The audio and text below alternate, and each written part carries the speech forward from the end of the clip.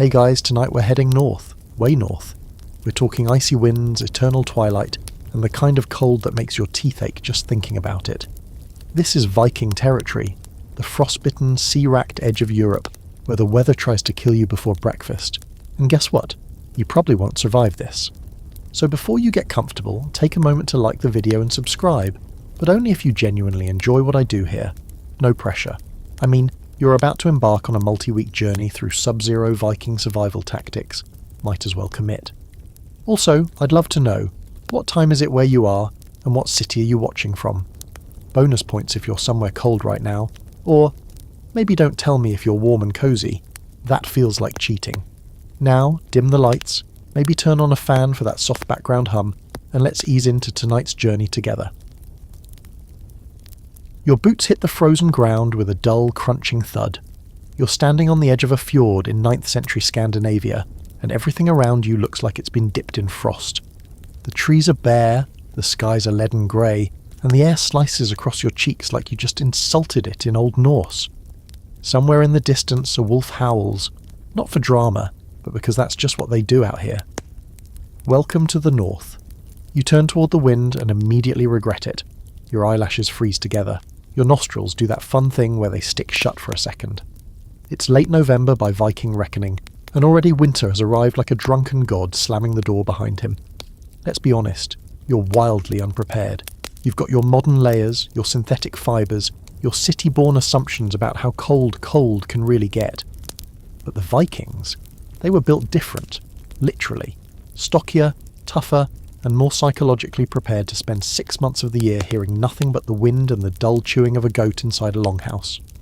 You trudge forward, over frozen earth, following a faint trail that winds along a ridge. Beneath your feet the dirt is so hard it rings under your steps.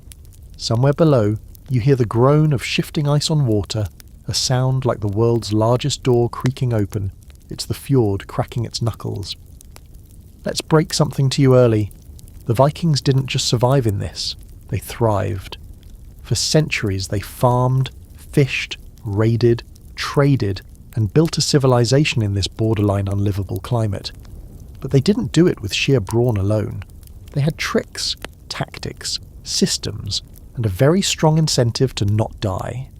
Right now, you're walking toward your first real Viking encounter. At the edge of a birch forest stands a small homestead, more of a cluster of low buildings made of turf, timber and stone, their rooftops covered in snow and goat prints. You smell smoke on the air, that's a good sign. Not all smoke in the Viking world was bad, some meant raiders, but this smells like warmth, like pine and peat, maybe even stew. You press on. As you approach, 2 kids in wool tunics watch you from a snowbank. One of them is holding what appears to be a dead fish like it's a prized weapon. The other is gnawing on a chunk of frozen bread. They don't say anything, just stare. Vikings weren't rude, but they didn't waste energy on pleasantries in this weather. You nod, they nod back. Viking diplomacy, achieved. You duck into the longhouse. Immediately your senses are overwhelmed. Heat, smoke, the close damp smell of wool and animals. Your eyes adjust slowly to the dim interior lit only by a central hearth fire and a few sputtering oil lamps. It's crowded. Not with people necessarily, but with life. There are tools hanging from beams, drying fish strung up like medieval Christmas garlands, and piles of firewood stuffed into every available corner. A goat sneezes somewhere near your foot. This is where survival begins. Not in the epic battles or longship raids, but right here, in a place where fire, food, and human ingenuity hold off the endless cold. You notice the floor is dirt, though covered in straw and animal skins. People are seated on raised wooden platforms along the walls. Those serve as both beds and benches. Everyone's bundled in thick cloaks, some of them trimmed with fur. A woman, maybe 40, maybe 80, it's hard to tell in this light, offers you a bowl. You don't ask what's in it. You just eat. It tastes like salted oats, boiled roots, and something vaguely fishy. It's hot. That's all that matters. And just like that, you begin to understand the rhythm of this world. Time slows. You're not in a rush out here. Nothing is. Because in the Norse winter, everything that burns calories is expensive. Movement is rationed. Conversation is minimal. Even emotions feel quieter. But don't mistake the silence for weakness. These people are listening, watching, learning. Every winter is a test, and only those who pass get to see spring. Outside, the wind picks up. The longhouse creaks but holds. You wonder how they built these to last so long in such brutal conditions. You'll learn more about that soon enough. For now, you settle by the fire, letting the warmth seep into your bones. Someone tosses a log into the flames and it hisses with resin. A child nearby is scraping ice off the inside of a window with a bone knife. Efficient, grimly adorable. In this frozen land, even the toddlers have jobs, and now you're here. You've crossed over. Not into some fantasy Viking world, but the real one. Rough, raw, and weirdly cozy if you lean into the discomfort. Tomorrow, you'll start learning the real secrets to surviving this place. How to not freeze to death for starters, then how to find water without getting hypothermia, maybe even how to keep your fingers. You'll get there. But for tonight, stay warm, breathe slow, don't trust the silence too much. It tends to whisper things when the night gets long. You wake up stiff, not sore, frozen. Your breath fogs the air above you in a slow, rhythmic dance, and your face, the one part of you left uncovered overnight, is numb. Not in the poetic, I feel nothing sense. No, like, actually numb. You wiggle your toes beneath layers of animal hides and woven wool blankets, praying they still exist. Congratulations, you made it through your first Viking night. Barely. Above you the longhouse groans as the wind hammers it from the west. It sounds like the entire world is pressing in on the wooden beams, trying to erase this place. But the house holds. It always holds. Because unlike you, it's designed to be here. Low slung and heavily insulated with turf, moss and planks cut thick enough to fend off both cold and time, it doesn't flinch. You're a guest in its belly, wrapped in the old warmth of Viking survival engineering. You sit up slowly, blinking against the grey gloom that leaks in from the smoke hole above. There's no morning light this time of year, just a slightly brighter shade of cold. Around you, other figures stir. Someone throws another log onto the hearth. It cracks, sending sparks skittering into the shadows. The scent of smoke, sweat, and yesterday's fish soup clings to everything. This is what warmth smells like out here. Now let's talk about the thing that's been trying to murder you all night. The cold. Not just any cold. Not the it's chilly, better grab a scarf kind. This is Arctic-adjacent, wind-whipped, soul-punching cold that drops temperatures to levels where exposed skin becomes a liability after 10 minutes. So how did the Vikings deal? Layering. Not fashion layering, functional layering. Vikings wore their clothing like armour against winter, starting with the basics. An underlayer of linen or soft wool to wick moisture. Yes, they understood sweat was dangerous, followed by heavier tunics, trousers and cloaks of thick, oil-rich wool. Fur was the overkill bonus. Not just for nobles, everyone who could afford a strip of fox or sheepskin wrapped it around their neck or feet like a hug that said, "Please don't die." Your borrowed tunic itches like a betrayal. It's scratchy, unrefined wool but incredibly warm. You run your fingers over the seams and realise something weird. This thing isn't machine-stitched, obviously, but it's not even sewn the way modern clothes are. The stitches are deliberate, bulky, almost sculptural. Viking women, and men occasionally, spent hours crafting garments that were meant to survive both the climate and the work. You're not wearing clothing. You're wearing a strategy. Next, you slip your feet into fur-lined boots tied with strips of leather. They're stiff and smell faintly of seal. They're also your best friends now, because without them, the ground outside will absolutely win. Viking boots were waterproofed with fat and wax and layered with wool inserts, sometimes even moss. Yes, moss. Nature's forgotten insulator. As you step outside, the cold punches you in the chest again. The air is sharp, dry, and carries that strange electric tingle that only comes when everything around you is frozen to silence. Your breath curls upward like smoke. You can't help it. You raise your arms and stretch, trying to feel some kind of victory over the night. You survived. You, with your city instincts and soft hands, lasted a full Viking night in a wooden house beside a pit fire. Not bad. But the cold doesn't care about your optimism. It wraps around your legs like a drowning tide, and you understand immediately why movement was rationed here. Every unnecessary step costs calories. Every shiver is a leak in the system. If you're not actively doing something, you're freezing. So you get moving. Your host, a broad-shouldered man with a face like weathered leather, hands you a bundle of birch bark. Not exactly a gift. It's your job now. You follow him to the fire pit near the longhouse's edge, where the coals from last night are still smouldering under ash. You watch as he works. First, he gently coaxes the embers with dry straw. Then the birch bark goes in, curling and catching with a hungry snap. The fire flares to life. You've just seen one of the most sacred rituals in Viking survival. Fire wasn't just for heat, it was everything. Light, warmth, cooking, defence, morale. Starting it fast in the cold with wet fingers and limited resources wasn't a skill. It was a matter of life or death. Birch bark was prized not just for burning hot and fast, but because it could be peeled off in thin, dry layers, even when the outer bark was damp. It was like nature's fire starter pack. The man grunts approval at your attention and hands you a flint and steel. He wants you to try. No pressure. Just, don't embarrass the 1,200 years of survival wisdom watching silently from the shadows. You strike the steel. Sparks dance uselessly. You try again. On the fourth attempt, a flicker of orange takes hold. The birch bark curls, breathes, and bursts into flame. The man nods. That's about as close to a compliment as you're going to get. By now, your fingers are aching. You realise the paradox of Viking survival. The things you do to stay warm often require getting colder first. Gathering firewood, fetching water, hunting, none of these start cosy. They start with cold and end with heat if you're lucky. It's a cruel trade, but it's the only one available. As you stand by the fire, warming your hands and trying to decide if your nose is still attached to your face, someone hands you a cup. It's carved from horn, smooth and oddly elegant. Inside is a warm, milky drink flavoured with herbs. Not mead, too precious for breakfast. Probably goat milk boiled with heather or angelica root. Surprisingly delicious, and more importantly, hot. A rare and sacred temperature out here. A young woman next to you mutters something in Old Norse and wraps her cloak tighter. You don't know what she said, but the tone is clear. It's going to be a long winter. You nod like you agree, mostly because your jaw's too cold to form words. And here's your first quirky secret. Vikings didn't complain about the cold much. Not because they didn't feel it, but because they didn't see the point. Complaining burned energy. Energy burned warmth. They didn't dramatise survival. They normalised it.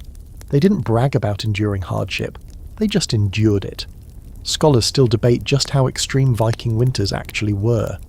Some argue the climate was milder during the Viking Age due to a warm period known as the medieval climate anomaly.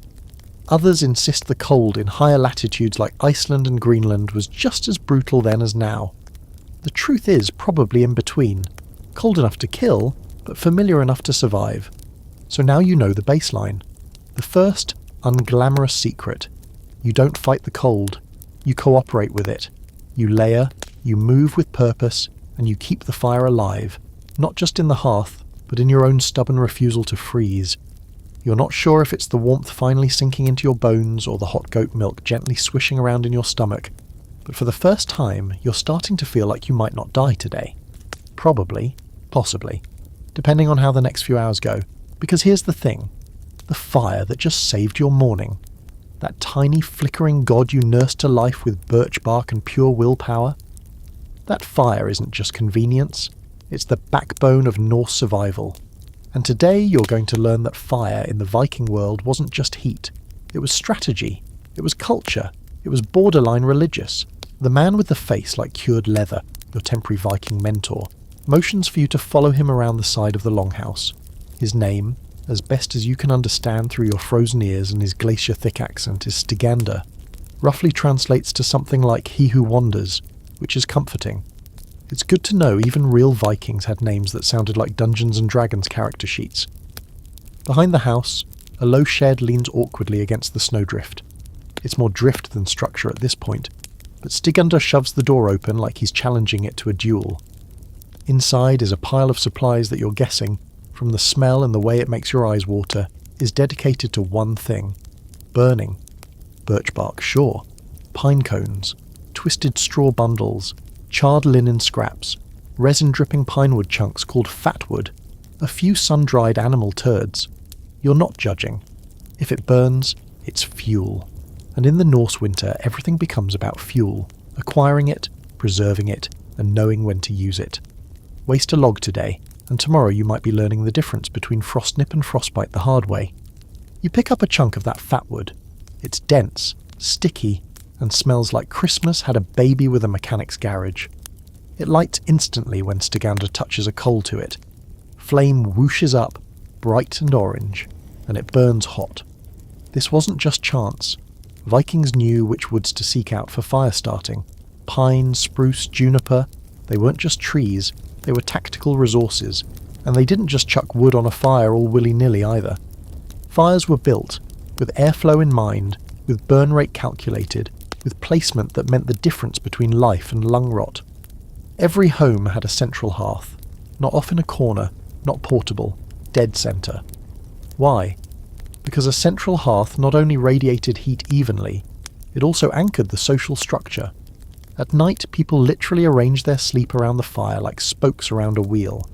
The closer you were, the warmer you stayed, which meant yes, proximity mattered. The elderly, the sick, infants, they got the inner circle, and probably the best smells too, unless you count goat. As you head back inside, your face now pleasantly tingling rather than aggressively trying to detach itself from your skull, you notice something you missed before. The layout of the longhouse isn't just practical, it's intentional. Everything revolves around the fire. The benches are tiered, the ceiling opens just above the hearth. Cooking implements hang within easy reach. Even the bedding has fire logic. Thickest furs down low, woven wool and blankets up top to trap rising warmth. Someone's already started boiling water in a blackened pot over the flames. You ask what for? They answer with a shrug that could mean anything. Tea? Soup? Bone broth? Hot water just for the sake of hot water? All valid. In the frozen north, the mere act of heating something makes it valuable. You begin to appreciate why fire was treated with almost spiritual reverence. And that's not exaggeration. The Vikings literally had a fire goddess. Her name was Logi, and while she wasn't one of the major Aesir gods like Odin or Thor, she was respected. Feared even. Fire could warm you, yes, but it could just as easily kill you, burn your house down or smoke you out. It was treated like a wild animal that lived with you. Useful, essential, but always ready to bite. You squat by the fire now, trying to dry the edges of your boots. Stiganda's daughter, maybe 10 years old, silently hands you a charred stick and motions for you to scrape your soles clean. You follow her lead. Embers pop nearby.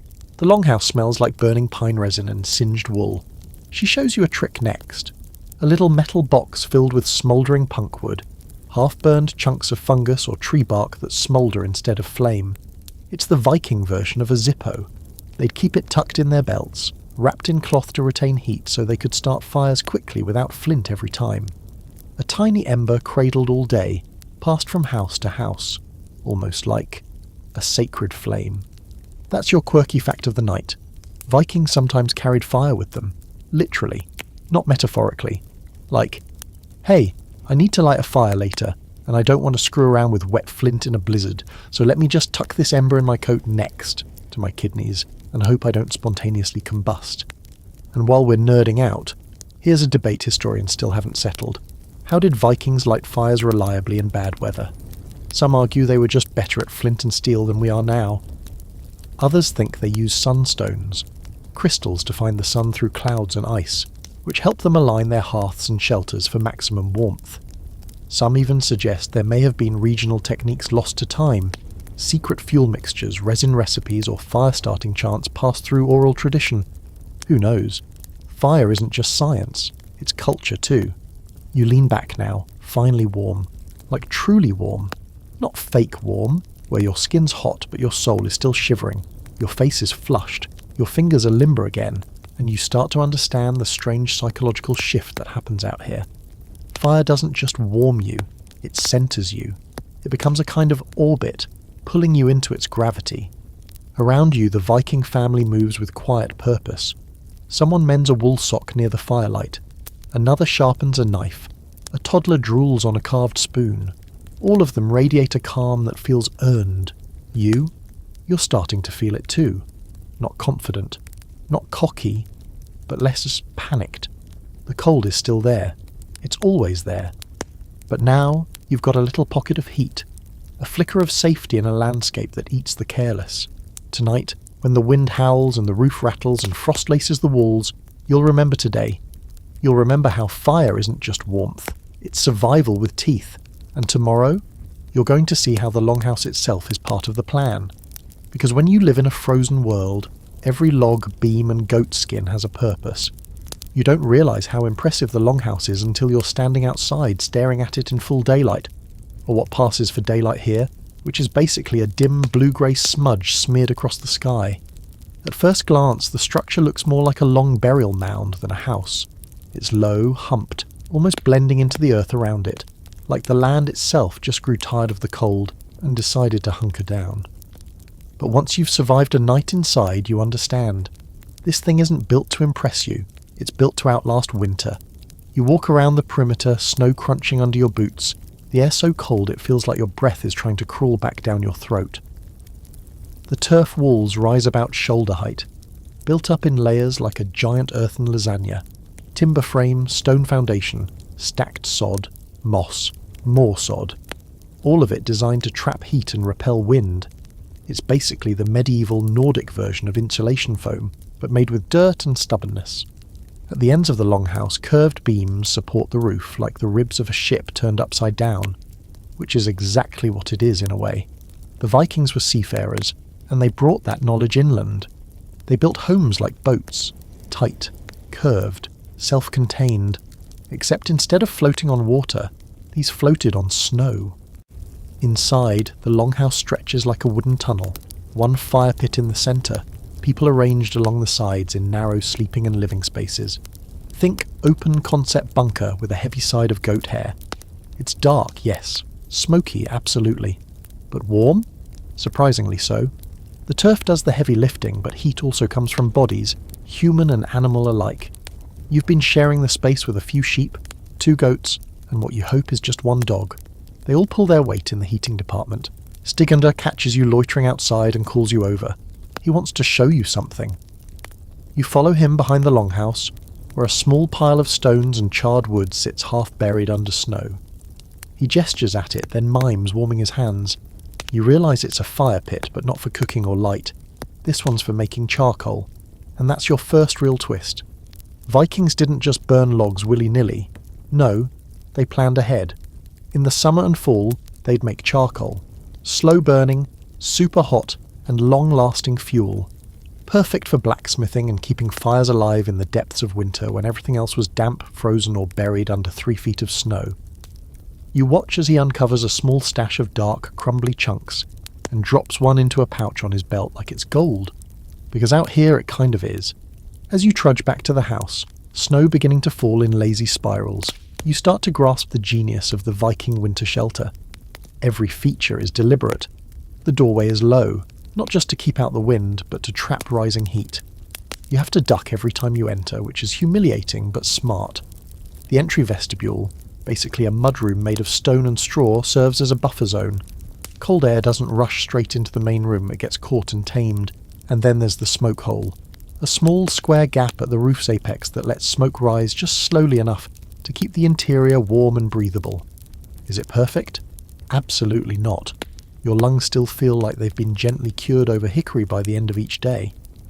But compared to freezing to death, a little lung roast is a small price to pay. Back inside, a woman with hands like root vegetables is reinforcing a wall with moss. She doesn't even look at you as she works, just keeps stuffing the cracks between planks like it's second nature. Which it is. In Viking homes, insulation was constant maintenance. Moss, wool scraps, dry grass, anything that could be wedged into gaps was used. Cold air had no business here, and if it found its way in, it got evicted fast. You lend a hand because that's what survival demands. Everyone does their part. You learn how to twist straw into a rough rope and jam it under the eaves. You smear a mixture of mud and ash over gaps, a kind of Viking caulk. It's messy, but weirdly satisfying. You're not just surviving now, you're contributing. And there's your quirky fact. Vikings didn't just build longhouses, they recycled them. Not the whole structure, but the materials. If a house was abandoned or outlived its usefulness, the timbers, stones and turf were stripped and reused in new buildings. The forest didn't have infinite trees, and dragging logs through snow was no one's idea of a good time. So they became early adopters of the nothing goes to waste philosophy. There's still debate among historians about how standardised Viking longhouses were. Some argue there was a consistent model across Scandinavia, suggesting shared architectural knowledge and cultural values. Others believe the design varied drastically depending on location, resources and family size. Icelandic longhouses, for example, had different layouts than Danish ones. Some even had built-in animal stalls, like a barnhouse combo. Smelly, yes, but warm, very warm. And honestly, once you get past the scent of wet goat, you start to admire the logic. Later, as dusk bleeds into the blue-grey sky, barely distinguishable from midday if you're being honest, you find yourself lingering near the entrance. A thick hide has been nailed over the doorway like a curtain. It blocks the wind and holds in the heat. When you push it aside to peek out, the world looks even colder than before. Snow is falling harder now, drifting sideways. The kind of snow that doesn't ask for permission. You close the hide gently. This house, your temporary shelter, isn't fancy. It's not glamorous, but it's a fortress, disguised as a pile of sod. It doesn't just resist the winter, it defies it. With smoke, sweat, and smart design, it tells the cold, not today.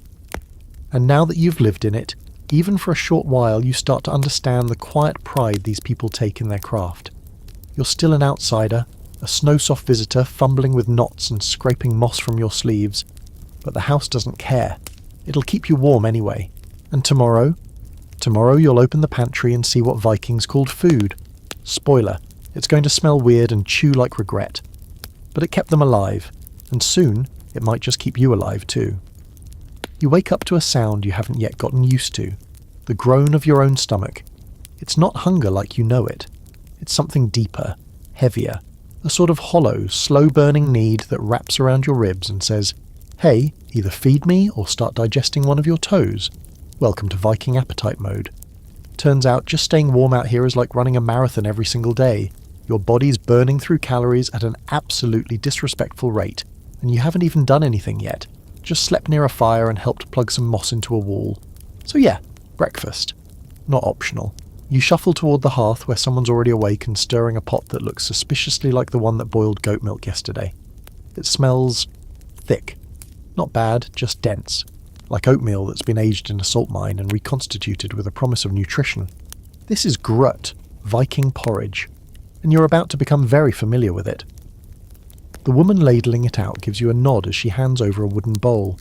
She's got that Viking expression, neutral, unsmiling, but not unkind. It's like everyone's default setting is mildly disappointed teacher, even when they're feeding you. You mutter a thanks and plop down on a bench still warm from someone else's backside. You take your first bite. It's hot, burns the roof of your mouth in that sneaky, slow way. The taste is a complicated symphony of blandness. Oats or barley, maybe rye, a pinch of salt if you're lucky. No sugar, no fruit. If you're extremely lucky, there's a chunk of dried apple in there, but it might also be a piece of old turnip playing dress-up. Still, it's fuel. That's the important part. You eat every last spoonful because you're not dumb. In this climate, food is armor. It keeps you upright, keeps your blood flowing, keeps your fingers attached. Once breakfast is over, you wander over to the far end of the longhouse, where shelves line the walls and clay pots sit on the floor like sleepy guardians. This is the storage zone, the beating heart of Viking winter survival. A pantry, a fridge, and a chemical experiment all rolled into one. You open one pot cautiously. The smell leaps out and slaps you across the face like a herring with abandonment issues. It's surstrumming, fermented fish, or its earlier, more primitive cousin. Essentially, it's fish that's been salted, buried in a barrel, and left to think about what it's done. By the time it ends up on your plate, it's technically food, but emotionally trauma. You slam the lid shut before your eyes water. Another pot contains dried peas and beans, more agreeable.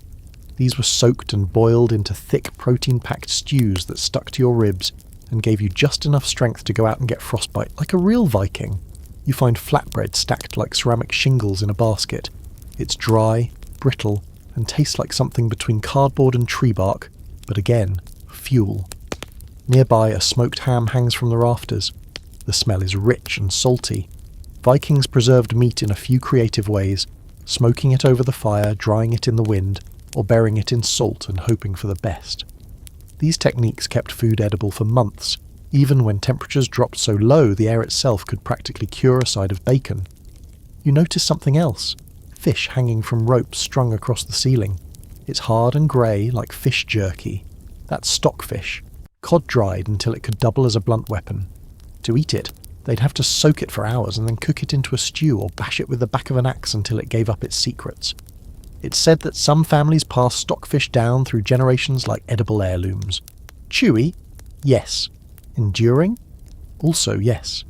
You finally ask Stigandra about their winter food strategy. He points to the ceiling and says one word. Lagering. Storage. Everything was about planning. You didn't just catch enough to eat today. You caught enough to survive February, which meant smoking, salting, drying, fermenting, and praying the weather didn't spoil your stash, or freeze your water barrel into a medieval ice cube. And here's a quirky little twist. Vikings used bogs to preserve butter. Yeah, they buried barrels of it in peat bogs to keep it cold and safe from animals. The acidity and low oxygen actually helped keep it from going rancid. Archaeologists have found these barrels still intact centuries later. Now imagine that. Butter so valuable you buried it like treasure. As the day drags on, you help the family prepare the evening meal. It's a stew. Of course it's a stew. You toss in root vegetables, parsnips, turnips, maybe a sad carrot, then some dried peas, a chunk of meat from the smokehouse, hacked into vaguely cube-shaped portions, and herbs, dried angelica, yarrow, and whatever else they gathered back in the summer like they were stocking a potion shop. The pot hangs over the fire, simmering slowly. The smell builds, earthy and rich. Your stomach rumbles again, which feels ridiculous because it never really stopped. But this is real food now. Hot food. Food that means you're going to see tomorrow. You sit near the hearth, bowl in hand, watching the others eat. There's no rushing, no scrolling, no talking really. Just slow, methodical chewing. You notice a pattern. Meals aren't social events. They're recovery. Eating is just part of the daily ritual of not dying. There's some scholarly debate about how often Vikings ate meat. Popular myth paints them as carnivores with axes, tearing into venison and boar like a Norse BBQ every night. Reality was humbler. Meat was reserved, carefully rationed. Fish was more common. So were stews bulked out with beans and grains. When you did get meat, you used all of it. Blood sausage, organ meat, bone marrow boiled into broth. Waste was a luxury no one could afford. The stew finishes bubbling. You dig in, the heat spreading through you like a small sun lit behind your sternum. It's salty, a little chewy, but weirdly comforting. A flavour that says, yes, winter is trying to kill you, but here, have a spoonful of defiance. You scrape the bowl clean, then lick the spoon because honestly you're not proud anymore. Out here, pride freezes first. You're starting to see the rhythm now. Wake up, layer up, get warm, eat, move just enough to earn the next meal. The Vikings didn't build civilization with speed. They built it with patience, preservation, and very stubborn porridge. And tomorrow? Tomorrow you find out just how clean these folks stayed while huddled together in a hut full of livestock and lukewarm fish fumes. Spoiler, it's more shocking than you'd think. You know that stale locker room smell that hits you after gym class when someone forgot their socks in a backpack for a week? Multiply that by a few goats, 2 wet dogs, and a half-fermented fish. That's your current living situation. You've been politely ignoring it, because survival has taken precedence over scent. But this morning, something changes. You smell soap. Well, not exactly modern soap. There's no lavender vanilla swirl or minty fresh blast here. This scent is sharp, earthy, and slightly metallic, like ashes mixed with herbs and an attitude. It turns out today's lesson isn't about food or fire. It's about hygiene. Yeah. The Vikings actually had some. You're outside by the stream, the world still frozen solid but with the deceptive appearance of calm. Stigander's daughter is breaking ice at the water's edge with a heavy stick, muttering curses under her breath that need no translation. She motions for you to help. You do, and the two of you manage to clear a space big enough to dunk a wooden bucket. The water is so cold it almost feels hot, like it's attacking your skin out of spite. She fills 2 buckets, then nods toward a smaller outbuilding near the longhouse, one you assumed was for storing fish or regrets. Inside is a fire pit, a wooden bench, a small stack of herbs, and, miracle of miracles, a shallow bath carved from stone. It's not exactly a spa. There's no candlelight or whale song, but it's warmish, and it doesn't smell like livestock. which in Viking terms is a luxury resort. Turns out what you're in is a primitive version of a bathhouse. Not every family had one, but communal bathhouses were common in larger settlements. Think of them as smoky saunas crossed with a medieval car wash. The Vikings called them badstoffer, and if they had a free evening and enough firewood, you better believe they made time to scrub. Today is bath day. You're both horrified and excited. You strip down behind a fur curtain, and the temperature drop nearly kills you. For a moment, you think about quitting, running, disappearing into the snow and being adopted by wolves. But then you remember the fish stew from last night and decide maybe you owe it to everyone else to stop smelling like low tide. Your first bath in Viking territory begins with a bowl of warm water and a rag. No luxurious soak, no bubble bath. You dab, splash and rub at your limbs, starting to thaw your skin just enough to feel every bruise and sore muscle. Then comes the soap, a coarse lump made from animal fat and wood ash. The Viking version of lye soap. It stings a little, smells intense. But you're too distracted by the fact that you're actually clean to care. A bucket of cold water gets dumped over your head at the end, just to remind you who's in charge. You howl. The girl laughs. The goats outside seem unimpressed. You towel off with a rough linen cloth that feels like it was woven by someone who hates comfort, and wrap yourself in your wool tunic again. Still damp, still red-faced, but newly scrubbed, you step outside into the cold and feel, honestly, kind of incredible. So here's your quirky fact of the day. Vikings were cleaner than most medieval Europeans, by a long shot. Arab and Anglo-Saxon chroniclers who met Norse traders often commented, with mild disgust and envy, on how often they washed their hair, bathed and combed their beards. Vikings had grooming kits, combs, tweezers, ear scoops, all carved from bone or antler and tucked into pouches like survival essentials. You walk back to the longhouse and catch a glimpse of yourself in the shiny surface of a water barrel. You look less tragic. Your hair's still a mess, but it's a clean mess. Your skin isn't grey anymore. You're starting to blend in, just enough that no one flinches when you sit next to them by the fire. Progress. Back inside, someone's brushing their hair with a carved bone comb slowly and methodically. You watch, mesmerised. Even in the bleakness of winter, appearance matters here. Not for vanity, but for dignity. Personal grooming wasn't a luxury, it was survival of a different kind. In the cold, unwashed skin cracks. Filth invites infection. Loose hair tangles into mats that freeze overnight, so they washed. Not because they had the time, but because they had to. There's a debate among scholars about just how regular Viking bathing habits were. Some argue that weekly bathing was standard in Scandinavia, especially on Saturdays, so much so that the English word Saturday, logadagur in Old Norse, literally meant bath day. Others think it varied depending on class, location and available water. Still, for people often painted as filthy barbarians, Vikings were surprisingly pro-soap. You even spot a jar of something dark and sticky, probably a homemade hair pomade. The main ingredient? Bear fat, for shine, hold, and an undeniable musk of wilderness. Apparently, if your hair didn't smell like it could maul someone, were you even a Viking? Later that afternoon, someone starts scrubbing the floor with a stiff broom made from birch branches. Another family member throws fresh straw onto the packed earth, spreading it around to absorb any substances that might have leaked overnight. It's not sterile, it's not even close, but it's cleaner than most medieval castles ever got.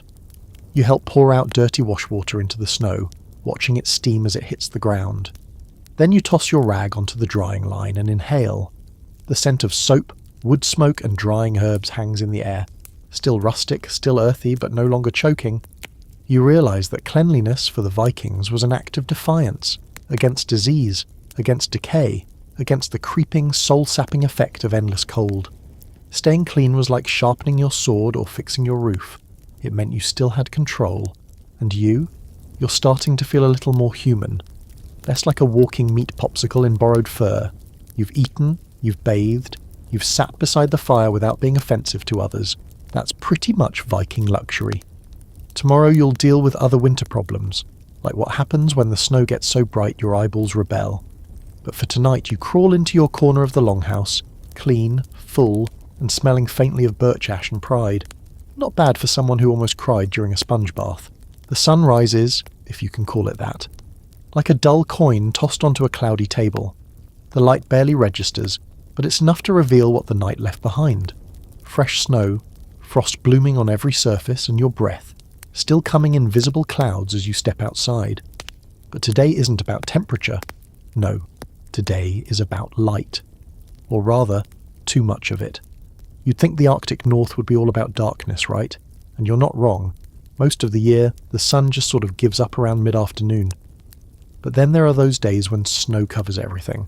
The clouds break just enough, and suddenly the world becomes one giant, blinding reflector dish. It's not sunlight in the usual sense. It's skyfire. Pure, unfiltered glare bouncing off every frozen surface, like the snow itself is trying to burn holes into your corneas. And guess what? Vikings had to deal with this too. Out in the open, crossing tundra or frozen rivers, a clear sky could be as dangerous as a storm. Which brings us to today's survival secret. How not to go snowblind when everything around you is basically a giant ice mirror. You trudge out past the longhouse, boots crunching through the new powder, following one of the boys toward the edge of the woods. He's carrying a short bow and a net, probably checking traps. You're trying to act casual, but every time you look up your eyes sting. The snow's too bright, the sky's too pale, the shadows are sharp-edged and deceptive, making it hard to tell where the land ends and the frost begins. And your head? It's starting to throb. That's how it begins. Viking snow blindness. Not from UV rays like in a beach tanning accident, but from hours of reflected light beaming straight into your unprotected eyeballs, until your optic nerves throw up their hands and quit. Symptoms: blurred vision, headaches, eyes that feel like they've been sandpapered, and eventually, full-on temporary blindness. Out here, that's a death sentence. One wrong step and you're off a ledge, into a river, or walking in circles until you freeze stiff enough to be mistaken for a statue. But the Vikings weren't idiots. They came up with solutions, simple, clever, and still impressive. The boy points to your face and mimes covering his eyes. Then he hands you a piece of bone, flat, polished, with two thin horizontal slits carved into it. You slip it on like a mask, holding it to your face. Boom. Primitive snow goggles, made from antler or driftwood, sometimes even leather, with narrow openings to reduce the amount of light hitting your eyes. It feels ridiculous at first, like you're peeking through a mailbox slot. But within minutes, your headache starts to fade. You can see again. Not well, but safely. The Inuit get a lot of credit for this style of eyewear, and they should. But some Viking communities, especially those venturing into Iceland, Greenland, or far north Scandinavia, developed similar designs. Historians still argue over the details. Some say the Norse borrowed the idea from Arctic neighbours during exploration. Others think the same concept evolved independently in multiple cold climates, because sometimes necessity really is the mother of invention. And while we're here, let's talk about eyes in general. Vikings weren't genetically adapted to low light, but they did train their senses. Kids grew up in darkness, literally. Winter meant weeks of dim rooms and firelight. As a result, their night vision was probably sharper than yours. Your eyes are twitching now, just trying to adjust. Theirs would calmly squint through twilight, counting distant shapes across snowfields and seeing patterns in flickering firelight. You follow the boy deeper into the woods. He checks a trap. A rabbit, frozen stiff. He slings it over his shoulder without ceremony and moves on. You notice he doesn't take off his snow goggles. Even under tree cover, the light reflecting off the white ground is dangerous. He's learned this the hard way. Everyone here has.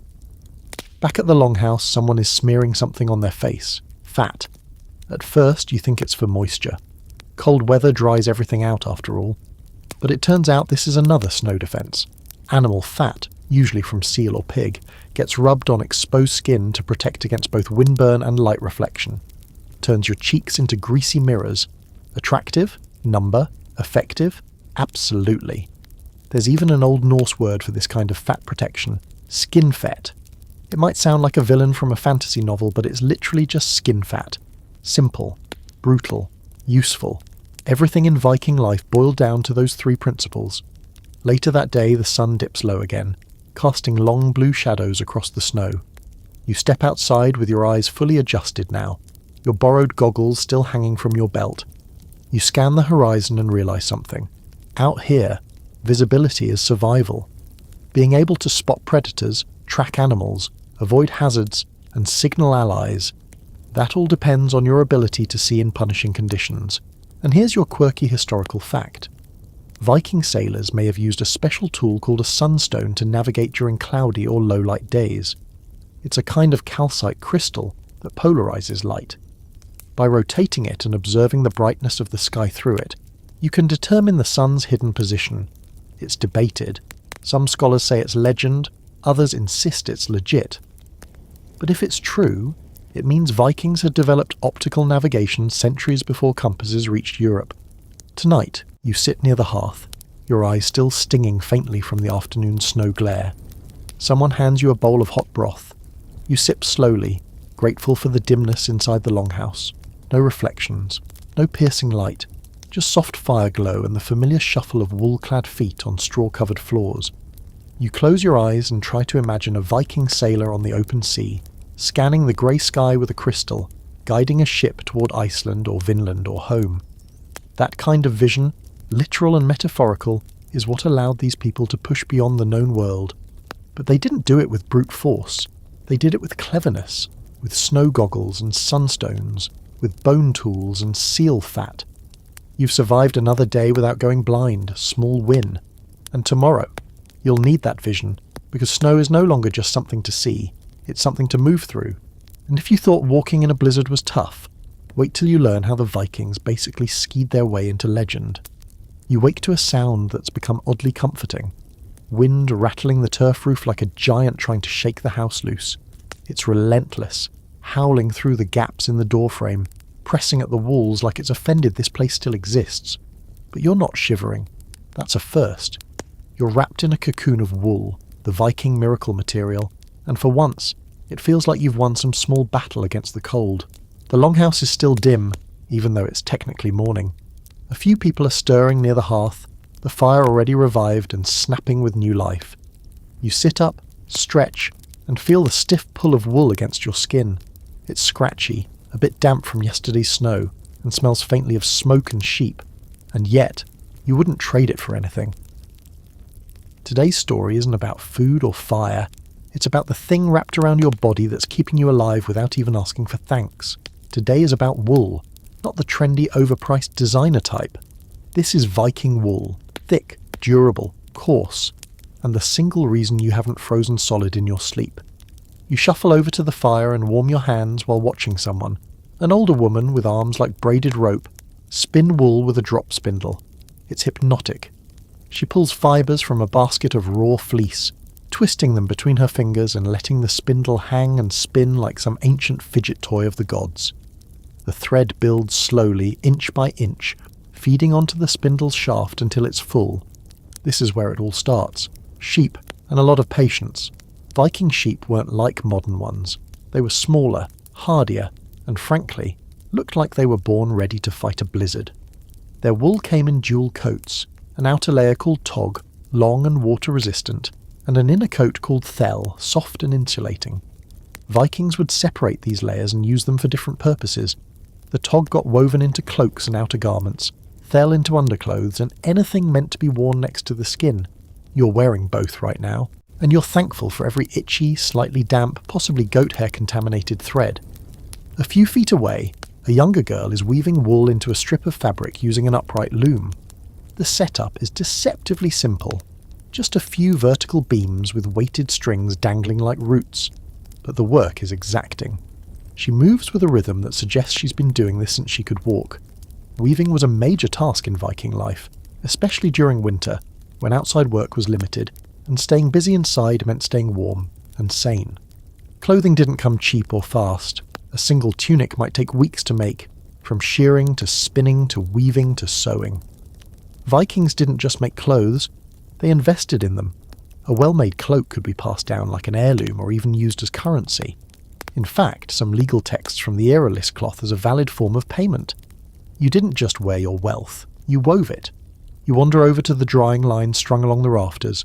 There are cloaks hanging there, some thick and dark, others dyed with subtle colours, brown, green, ochre.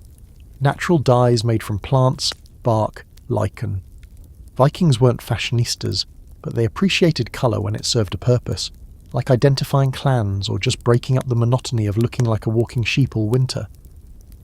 You reach up and touch a cloak. It's stiff from snow but still warm. That's the magic of wool. It insulates even when wet.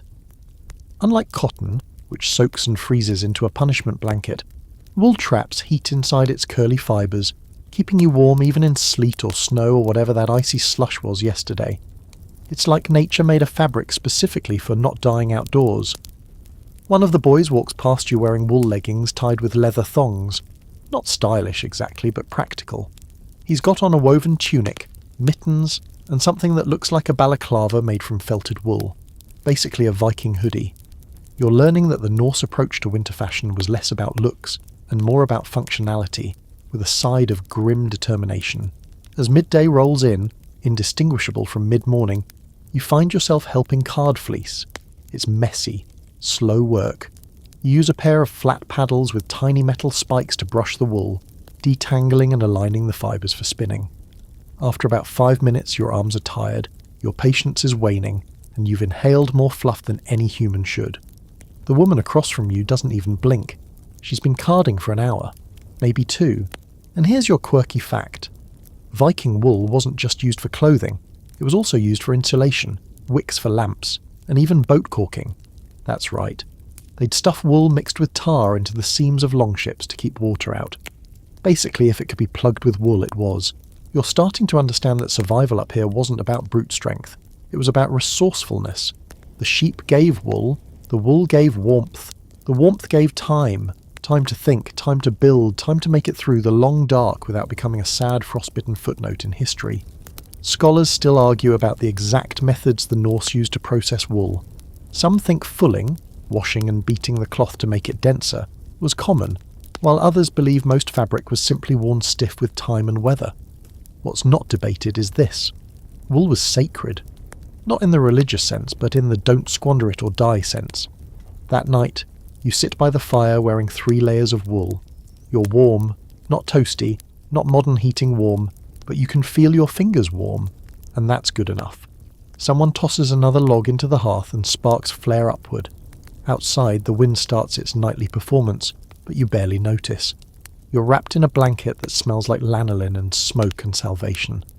And as you drift towards sleep, you realise this scratchy, humble fibre has probably saved more Viking lives than any sword ever forged.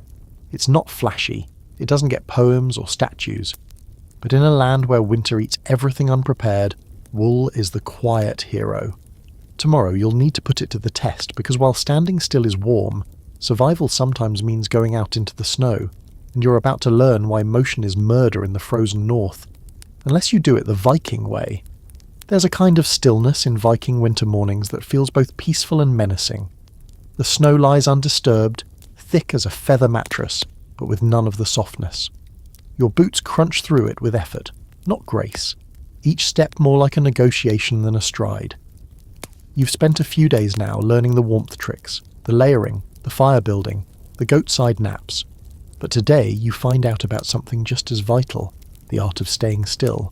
Because here's the cold truth you haven't fully wrapped your city-born brain around yet. In the deep north, too much movement can kill you faster than the cold itself. It sounds backward. Isn't moving around supposed to keep you warm?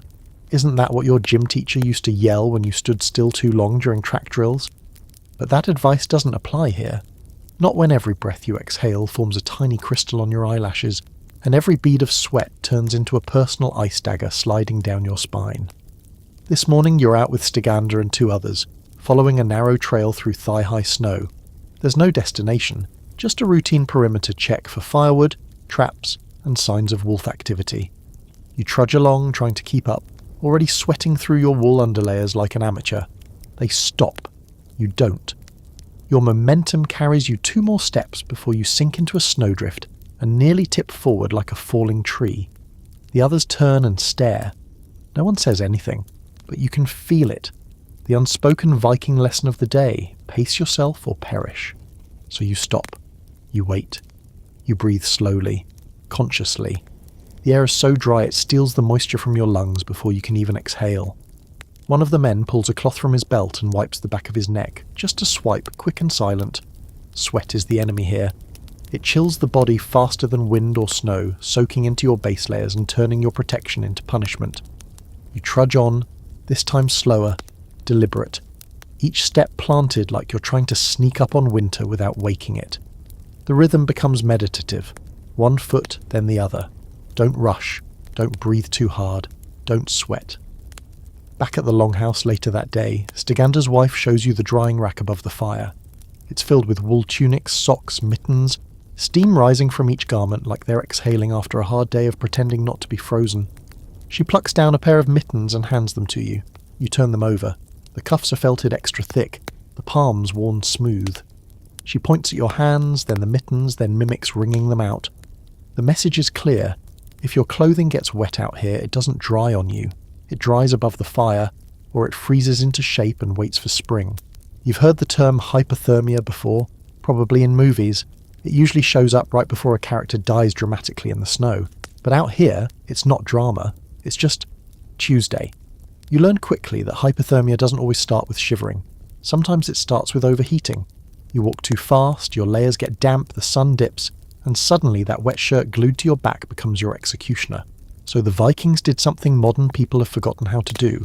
They sat still. A lot. They knew when to conserve, when to bundle up and press close to the fire or sit in silence while the wind screamed outside. Movement wasn't always survival. Stillness often was. You start noticing it more. No one in the longhouse moves without reason. Every gesture has a purpose. Mending a cloak, stirring a pot, adding wood to the fire. Kids fidget less. Even the goats have the decency to sit down and chew quietly. That's your quirky fact of the day. Vikings didn't just endure long winters, they used them. Winter was downtime, a break from farming, sailing, raiding. It was the season of craftsmanship and planning. Spinning, weaving, tool repair, oral storytelling, teaching the next generation how not to die of something avoidable. Basically, Viking winter was the original off-season. There's a scholarly debate about just how sedentary Vikings really were during winter. Some argue they were more active than we give them credit for, still hunting, fishing and travelling across the frozen landscape.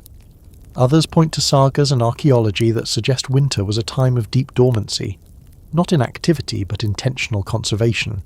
The likely answer? Both. Vikings did what needed to be done, but they did not waste energy on anything else. Later that night you sit near the hearth, feet stretched toward the flames. You feel the heat move through you in slow waves. You've learned by now that it's not just about getting warm, it's about staying warm after the fire fades, and the best way to do that is to build a little fortress of stillness around yourself. Less moving, more managing. You shift your wool cloak a little tighter, check your socks for dampness, and tuck your fingers into your armpits to warm them, Viking style. One of the children is doing the same. She catches your eye and gives a brief solemn nod. Congratulations, you're learning the way. You remember a story Stygander told earlier by the fire about a man who tried to walk through a storm to visit his cousin 2 fjords away. He made it halfway, broke through thin ice, and froze with his pack still strapped to his shoulders. When they found him in spring, he looked like he'd just taken a nap. That's how quick it can happen. One decision, one overstep, one drop of sweat. So now, when you rise to fetch another stick for the fire, you do it slowly. Not like you're lazy, but like you're wise.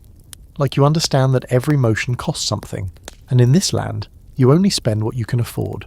Tomorrow the motion will come. There's no avoiding it forever. The Vikings didn't survive just by sitting still after all. They had ways of moving through snow and ice that were so efficient, so ahead of their time, they basically reinvented how humans travel in winter. And next, you're going to learn how to walk on snow without sinking waist deep, or at least how not to look like a cartoon character doing it. You're standing outside the longhouse again, wrapped in wool, layered in furs and staring at a horizon that doesn't want to be stared at. It's all white, sky, ground, trees, fused together in a way that confuses your eyes and insults your sense of direction. You blink and nothing changes. There's no contrast, no depth, just whiteness in high definition. So naturally this is the day you learn how to move in it. You're heading out with a small group, 3 adults and 1 teen, who's clearly too cool to be impressed by your flailing attempts at survival. Your assignment is simple: retrieve water. That's it. No hunting, no fighting, no falling into a glacial crevasse. Just a short trip to the stream, buckets in hand. But as you take your first few steps off the packed trail, Your legs disappear into the snow like they've fallen through a trapdoor. Everyone else is gliding. You flail, sink, curse quietly. The teen snorts. You consider adopting him just so you can ground him. Stagander offers you a wooden frame with leather straps and gestures at your feet. Snowshoes. You slide them on, awkwardly of course, then test your first step. It's strange, wide, and uncertain. But you don't sink. The snow holds. You're walking on top of it like some sort of magic trick. Congratulations, you've just been introduced to Viking mobility hack number 1. Snowshoes aren't exclusive to Norse culture, but Viking explorers and settlers in Greenland, Iceland, and the Scandinavian Highlands definitely used them.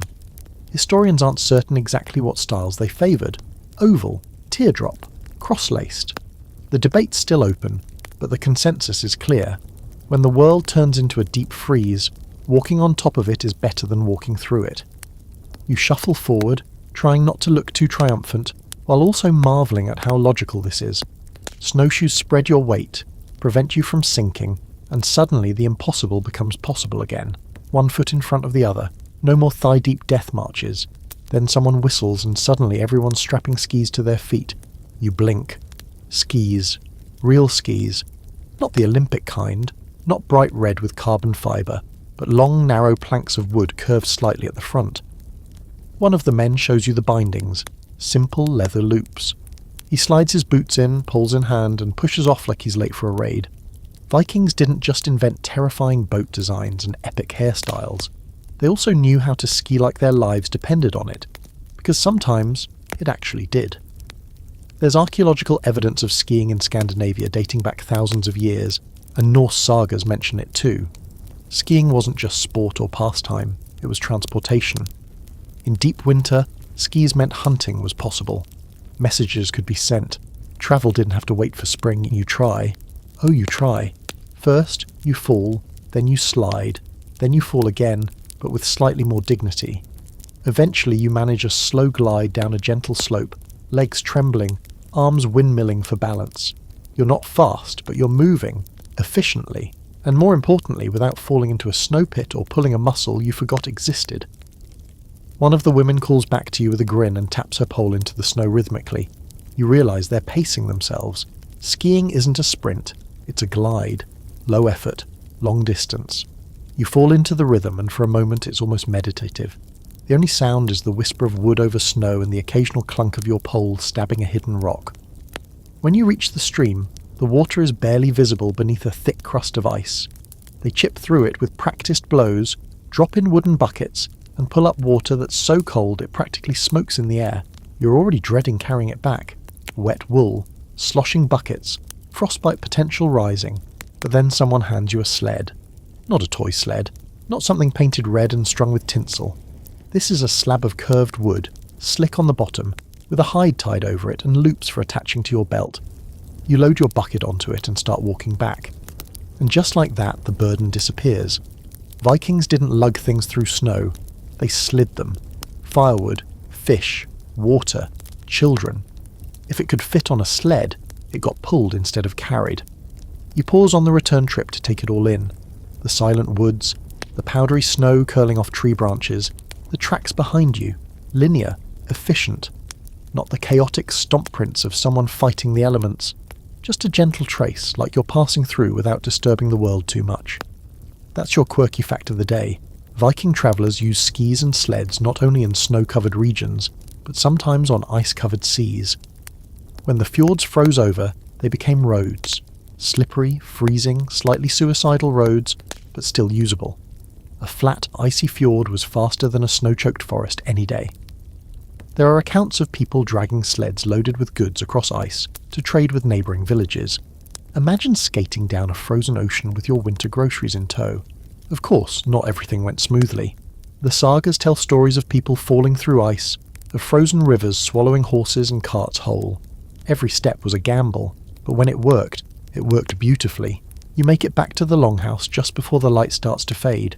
The others unstrap their skis, bang the snow from their cloaks, and head inside without ceremony.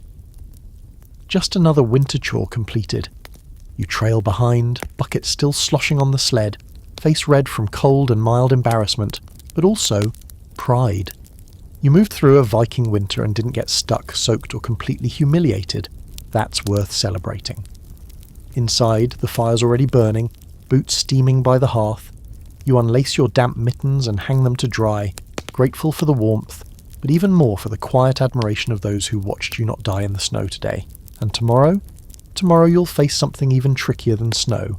Ice. Because while skis and snowshoes help you float, thin ice likes to invite you in with a smile, and then drop you into a liquid grave. So yeah, sleep tight. The cold has stopped surprising you. That's what's alarming. Somewhere between bathing with ice water, learning to ski without dying, and developing an unnatural fondness for goat breath, you've begun to accept the temperature like it's a persistent roommate who chews loudly and never pays rent. You've made peace with the bite in the air, the sting in your fingers, and the way your nostrils stick together every morning like they're trying to fuse into one mega nostril. But today the cold's getting clever. It's not attacking from the sky this time.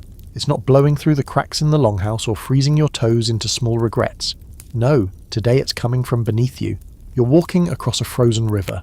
Well, walking might be generous. You're shuffling, clomping, testing each step with the same enthusiasm you might reserve for crossing a rickety rope bridge held together with prayer and chewing gum. There's a sheen underfoot, glassy and dark, and your reflection stares back at you in broken pieces with every step.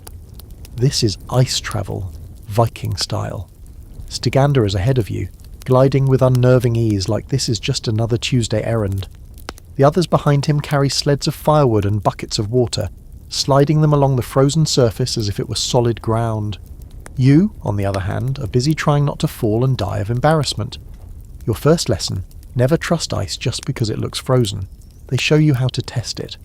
A long wooden pole, sometimes called a niskiep, is used to tap ahead, listening for the pitch of the knock. A low, dull thump, probably safe. A high, sharp crack. Time to find a detour.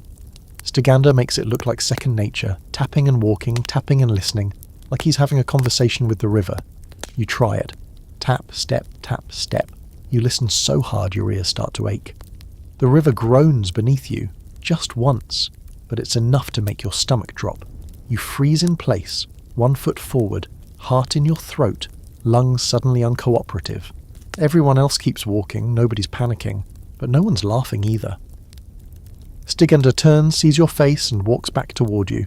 He points down, then gestures for you to lie flat on your stomach. You do. You drop like a sack of flour, spreading your body weight wide. The ice shifts again, but less dramatically this time. You breathe. He slides a sled closer, tells you to crawl onto it, and hauls you the rest of the way across like a sack of potatoes. Dignity, gone. But life, still intact. And in the frozen north, that's what counts. Once you're across, they let you catch your breath. Someone hands you a chunk of dried apple, and you chew it slowly, shamefully, while trying not to make eye contact with the teen who clearly thinks you're made of butter. Then, because the Viking curriculum waits for no one, they lead you to another challenge, a fjord crossing. This isn't just a river. This is the sea, frozen and sprawling, a mile-wide expanse that gleams in the pale daylight like it's daring you to try it. The ice here is thicker, but that doesn't mean safer. Saltwater freezes differently, more brittle, more temperamental. You step onto it and immediately feel the difference. It vibrates, just slightly, beneath your feet like a living thing. There's a trail of sled tracks here, evidence of recent use. Vikings would use these frozen fjords like highways during the deepest part of winter. With snow-packed sleds, skis, or even just boots if the surface was smooth enough, they could cross distances in hours that would have taken days by land. Speed came at a price, though. One wrong turn, one thin patch, and it was over. And that's your quirky, heart-stopping fact of the day. Vikings drowned in winter almost as often as they froze. Not in storms, not on ships, but right here, on rivers and lakes that betrayed them in the middle of an otherwise routine journey. There are stories in the sagas of entire parties vanishing, swallowed by ice that seemed solid only moments before. No battle, no farewell, just silence, then water, then myth. You glance at the others. They're not tense, not stupid either, just used to this. That's the difference. Vikings didn't eliminate danger, they just learned how to live alongside it. When you finally cross the fjord without incident, you feel like you've passed a test. You've learned how to read the ice, to respect it, to distrust it, to treat it like a moody cousin who could be your best friend or your worst nightmare depending on the hour. Back at the longhouse, someone lays out your damp outer tunic near the fire. You hang up your boots, steam rising from the leather like the last breath of a nearly dead traveller. You sit, legs throbbing, and someone sets a bowl of broth in your lap. It's salty, smoky, and laced with a root you can't name. You don't ask questions, you just sip and let your hands thaw. There's debate among historians about how often Vikings crossed frozen water and how far they trusted it. Some believe they only used well-known routes, frozen solid by midwinter. Others argue they were constantly testing new paths, expanding their winter trade and travel like some sort of frostbitten entrepreneurs. Either way, the consensus is this. If the ice held, it was a shortcut. If it didn't, it was the end. You stare into the fire and think about how strange it is to live in a place where the ground itself can betray you. And yet, you feel more confident now than you did this morning. Not because you've mastered ice walking, you definitely haven't, but because you understand the risk now. You've felt it. You've heard the groan beneath your feet and you've survived it. And tomorrow you'll leave the ice behind and learn how to glide across the snow with speed and purpose. Because while walking is fine, Vikings weren't interested in just getting somewhere. They wanted to do it fast, armed, and with a sled full of fish behind them. Welcome to the age of movement, powered by skis, pulled by beasts and blessed by the gods. The wind has calmed. Just a whisper now, brushing through the pines like it's too tired to do real damage. You step outside and notice it immediately. The air feels still, the snow crisp but settled. There's no new layer to fight through, no blinding sky fire, no lurking ice traps.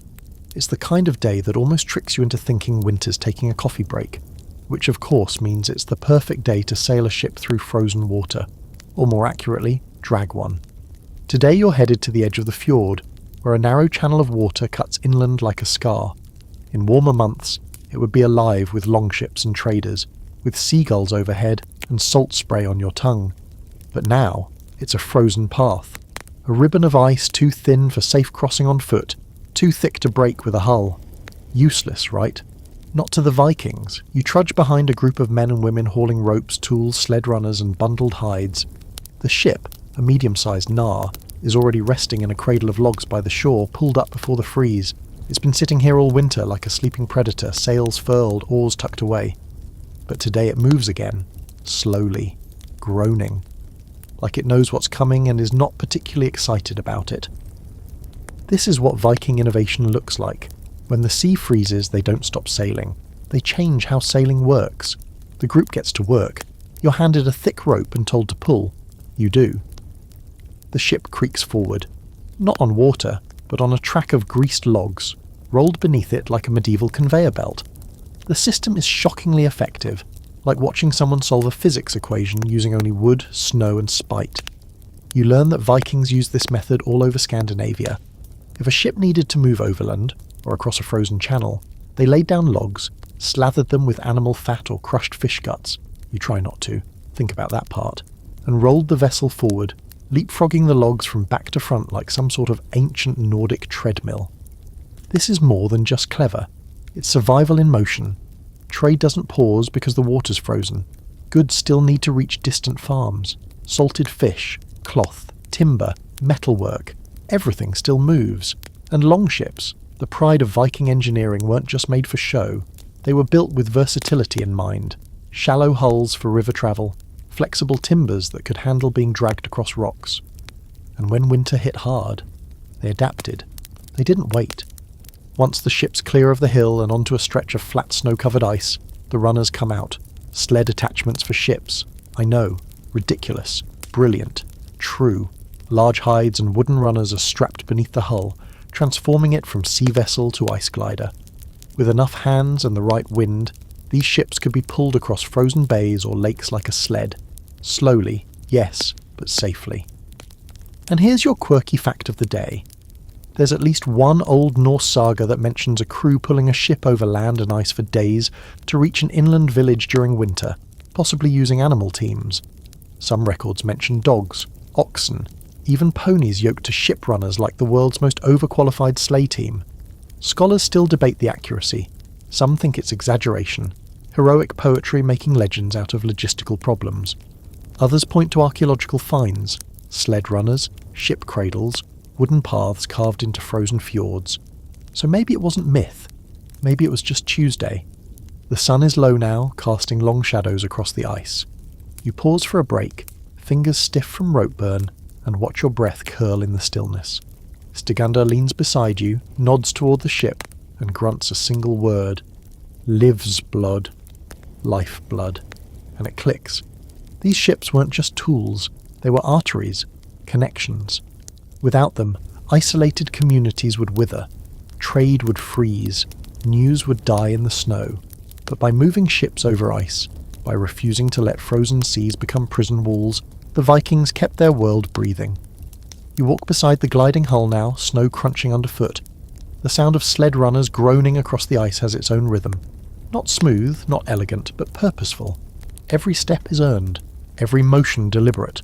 Back at the longhouse, long after the ship has been secured farther down the fjord, you sit by the fire, shoulders aching. Someone tosses a knot of resinous wood into the flames, and it crackles with sharp, popping bursts. The smell of pine and smoke fills the room. One of the older men tells a story of a winter raid, when a small crew loaded their longship onto a sled, crossed a frozen bay, and ambushed a rival settlement before the spring thaw. He laughs at the end, as if to say, "Can you believe we got away with that?" You look around, the others are nodding, not surprised, just proud, because that's the Viking way. They didn't just survive the frozen north, they moved through it, around it, over it, using whatever means necessary. And you pulled a boat across ice today. You're sore in muscles you didn't even know were allowed to hurt. But you're still here, and that matters. Tomorrow you'll leave the world of ropes and runners behind and enter the wilderness again. No ships, no sleds, just the snow, your feet, and the creatures that live within it. You're going hunting, or at least observing someone else do it with terrifying efficiency. Either way, you'd better sleep well tonight. Morning comes quietly, no wind, no creaking roof, just the soft sound of snow sliding off the eaves and thumping to the ground below like the world is exhaling. It's the kind of silence that feels heavy, like it's waiting for something. You pull on your wool layers, your stiff boots, and your newly dried mittens. You've stopped thinking of them as clothes. They're more like survival skins, soft armor for an environment that doesn't want you here. Today you're following a hunter, not a raider, not a warrior in bear pelts, just a man with a bow, a net, and a silence in his step that makes you feel like you're the loudest creature in Scandinavia. His name is Rurik. He's tall, wiry, and wears his cloak like it's a second layer of muscle. You saw him the other day sharpening his arrowheads with a focus that said, "This isn't for sport. This is so no one starves." You follow him into the woods at dawn where the snow is still untouched. You'd think all the trees and white would muffle the sound, but somehow it amplifies it. Every step you take is a betrayal. Every crunch of snow underfoot sounds like a war horn. Meanwhile, Rurik moves ahead of you like he's gliding. You'd swear his boots never even touch the surface, and that's the first thing you learn about Viking winter hunting. If you're loud, you fail. He shows you his technique. Broad, flat-footed steps, pauses between each one, listening more than moving. You try it, badly. A branch snaps under your boot, and a flock of birds explodes out of a tree ahead like you just summoned a spell. Rurik doesn't even sigh. He just looks at you with the kind of patience reserved for children, and particularly dense rocks. Today's target isn't deer or elk. It's something humbler, snow hare. Easier to track, easier to carry, more realistic for winter when the big game either migrates or learns to stay very, very still. Rurik points to a set of faint tracks in the snow. You see nothing. He points again, and then slowly your eyes adjust. Small indentations, a rhythmic pattern, delicate but clear to those who know what to look for. That's when it hits you. Viking survival wasn't loud. It was observant. It was about noticing the way snow piled under certain trees, the way animal trails crossed at unnatural angles, the way birds stopped singing right before something moved in the underbrush. You follow the trail. The snow gets deeper here, and Rurik motions for you to put on snowshoes again. You do, quickly now, the awkwardness fading after days of practice. You're not elegant yet, but you don't look like a baby moose learning to walk anymore. That's progress. You come to a clearing. Rurik stops you with a hand gesture. There at the far edge of the trees is a flash of movement, white on white, a hare, just sitting, as if daring the world to notice it. Rurik knocks an arrow with the fluidity of someone who doesn't overthink. His bow is simple, elegant. Ashwood, maybe yew, strung tight. The arrow flies before you fully register it, and the hare collapses into the snow without a sound. You flinch anyway. There's no celebration, no cheers, just motion. He walks to retrieve it, checks the body for damage, then tucks it into a sling on his back like it's a loaf of bread. Practical, clean, efficient. Later you find yourself helping set traps, small nooses made from twisted gut hidden beneath snow and brush. Rurik places them where trails intersect, baited with crushed nuts or bits of dried berry. Trapping was essential in Viking winter life. You couldn't waste arrows on every hare, and not everyone had time for a full-day hunt. So the woods became a silent, waiting machine, snares scattered across known paths, checked daily. And here's your quirky fact. Some Viking communities used hawks and falcons for winter hunting. Falconry wasn't common among all Norse people, but among wealthier landowners and chieftains, birds of prey were trained to flush out small game or even bring down birds mid-air. It's a bizarre image. Vikings in fur cloaks with predatory birds on their arms, but it happened. Elegance and blood side by side. You hike back toward the longhouse, the hair still warm in Rurik's sling, your limbs sore from snowshoeing and crouching, and all the muscles required to be quiet. Your breath comes in soft clouds now, no longer heaving. You've learned the pace, the rhythm. That night you help prepare the meal. The hair is skinned with practiced movements, the hide carefully cleaned and stretched outside. Nothing is wasted. Meat goes into the stew, bones to the tool pile. Even the feet might get tied into a child's toy or charm. Rurik sharpens his blade beside you and says nothing. You don't need words. Today's success speaks for itself. There's a scholarly debate about how important hunting really was to Viking winter life. Some argue it was supplementary. Most food came from preserved stores.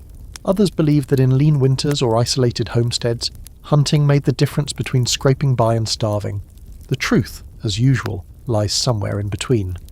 But what you've seen today, it matters. You sit by the fire, the smell of fresh meat rising with the steam of the stew pot. It's different from the salted or smoked food you've gotten used to. Richer, cleaner. It's the flavour of something earned, and that makes all the difference. Tomorrow you'll learn about Viking animals, not the ones in the wild, but the ones that live with you, work beside you, and sometimes warm your feet when your fire gives up for the night. Dogs, horses, sheep, companions with hooves and claws. Get ready to appreciate just how much survival in the frozen north depended on four-legged friends.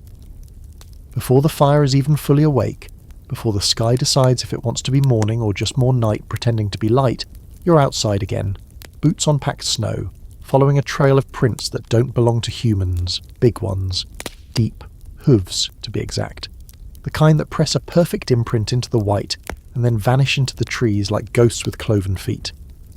Today you're learning how Vikings hunted when everything was frozen, when fields were buried under snow, rivers turned to bone, and the only meat left walked on 4 legs and could outrun you in 10 strides. You've been told the goal is reindeer, not the jingle bell kind either. These aren't Rudolph and friends. These are massive, muscular beasts with hooves built like snowshoes, and a personality somewhere between a moody elk and a tank. Vikings valued them for meat, hide, bones, sinew, the whole package. But getting one, that's no easy thing. Your guide today is a man named Torvi. He's quiet, older, with a beard that looks like it could be its own Viking saga. His clothing is camouflaged in a way that's completely unintentional. Just natural hues of browns and greys, wool, fur and leather worn so long they've become a part of him. He carries a spear, long and slender, with a tip made of iron darkened by smoke. No fancy tools, no backup plan, just knowledge and patience. You begin by following the tracks through a frozen forest, the trees tall and hunched under snow, their branches reaching out like frozen fingers. Torvi pauses often, pointing at broken branches, disturbed snow, droppings. You nod solemnly at everything, understanding maybe half of it. The other half is instinct. His, not yours. Eventually you find a trail. Not a path made by humans, but a narrow corridor pressed into the snow by repeated reindeer movement. These animals, especially in winter, tend to follow the same routes through the land. migratory tracks passed down by instinct. Vikings used this to their advantage, learning the patterns, setting up in ambush spots, and waiting. You reach a clearing and crouch behind a snow-covered ridge. Torvi whispers something and points. In the distance, across the flat white field, a small herd moves silently. Just grey shapes gliding through the light like shadows. They're alert, heads up, noses twitching. One wrong movement and they'll vanish faster than you can say, maybe we should have brought snacks. No one fires a bow, no one lunges. This isn't an action movie, it's a waiting game. And that's the first big revelation. Most Viking winter hunting was about tracking and trapping, not heroism. Spears and bows were useful, sure, but you didn't chase a reindeer through waist-deep snow unless you had a death wish and excellent cardiovascular health. Instead, you built pit traps, snares, or funnel fences that guided animals into ambush zones. Smart, brutal, effective. Torvi signals for you to move. You circle wide around the clearing, following him through thickets of birch and pine. There, half hidden under snow and brush, is one such trap. A long, sunken trench covered in pine boughs. He uncovers it with a few deft movements. If an animal steps here, down it goes, legs tangled, unable to leap free before the spear finds it. Not glamorous, just cold math. These traps weren't permanent. They took time and effort to build, often maintained by families who knew exactly where the reindeer would pass each year. It wasn't about luck. It was about watching the land until it gave you what you needed. And here's your quirky fact of the day. Some Vikings used decoy animals, stuffed or sculpted figures, to lure game closer to traps or blind spots. They'd make wooden reindeer heads mounted on poles, positioned just right to convince a passing herd that the area was safe. It's the medieval equivalent of tricking a deer with a scarecrow in reverse. Cute, in a deadly kind of way. After a few hours of circling and watching, the herd moves on, unaware you were even there. You didn't catch anything today, but that's not the point. Today was about understanding the process, the patience, the planning. It's like preparing for a war where the enemy is faster, hungrier, and built for the terrain better than you are. By the time you get back to the longhouse, the sun has dipped again, and the air feels heavier. Someone's outside cleaning a set of rabbit pelts, hands red and steaming from the effort. Another figure is splitting frozen meat with a wedge and mallet, the sound echoing like distant thunder. No waste, no luxury, just work. Inside, the hearth is roaring. A pot hangs above it, and the smell is thick and wild, gamey stew with bits of onion, root vegetables, and something smoky. You settle in, muscles sore, back aching, but weirdly satisfied. You didn't slay a beast, but you tracked it.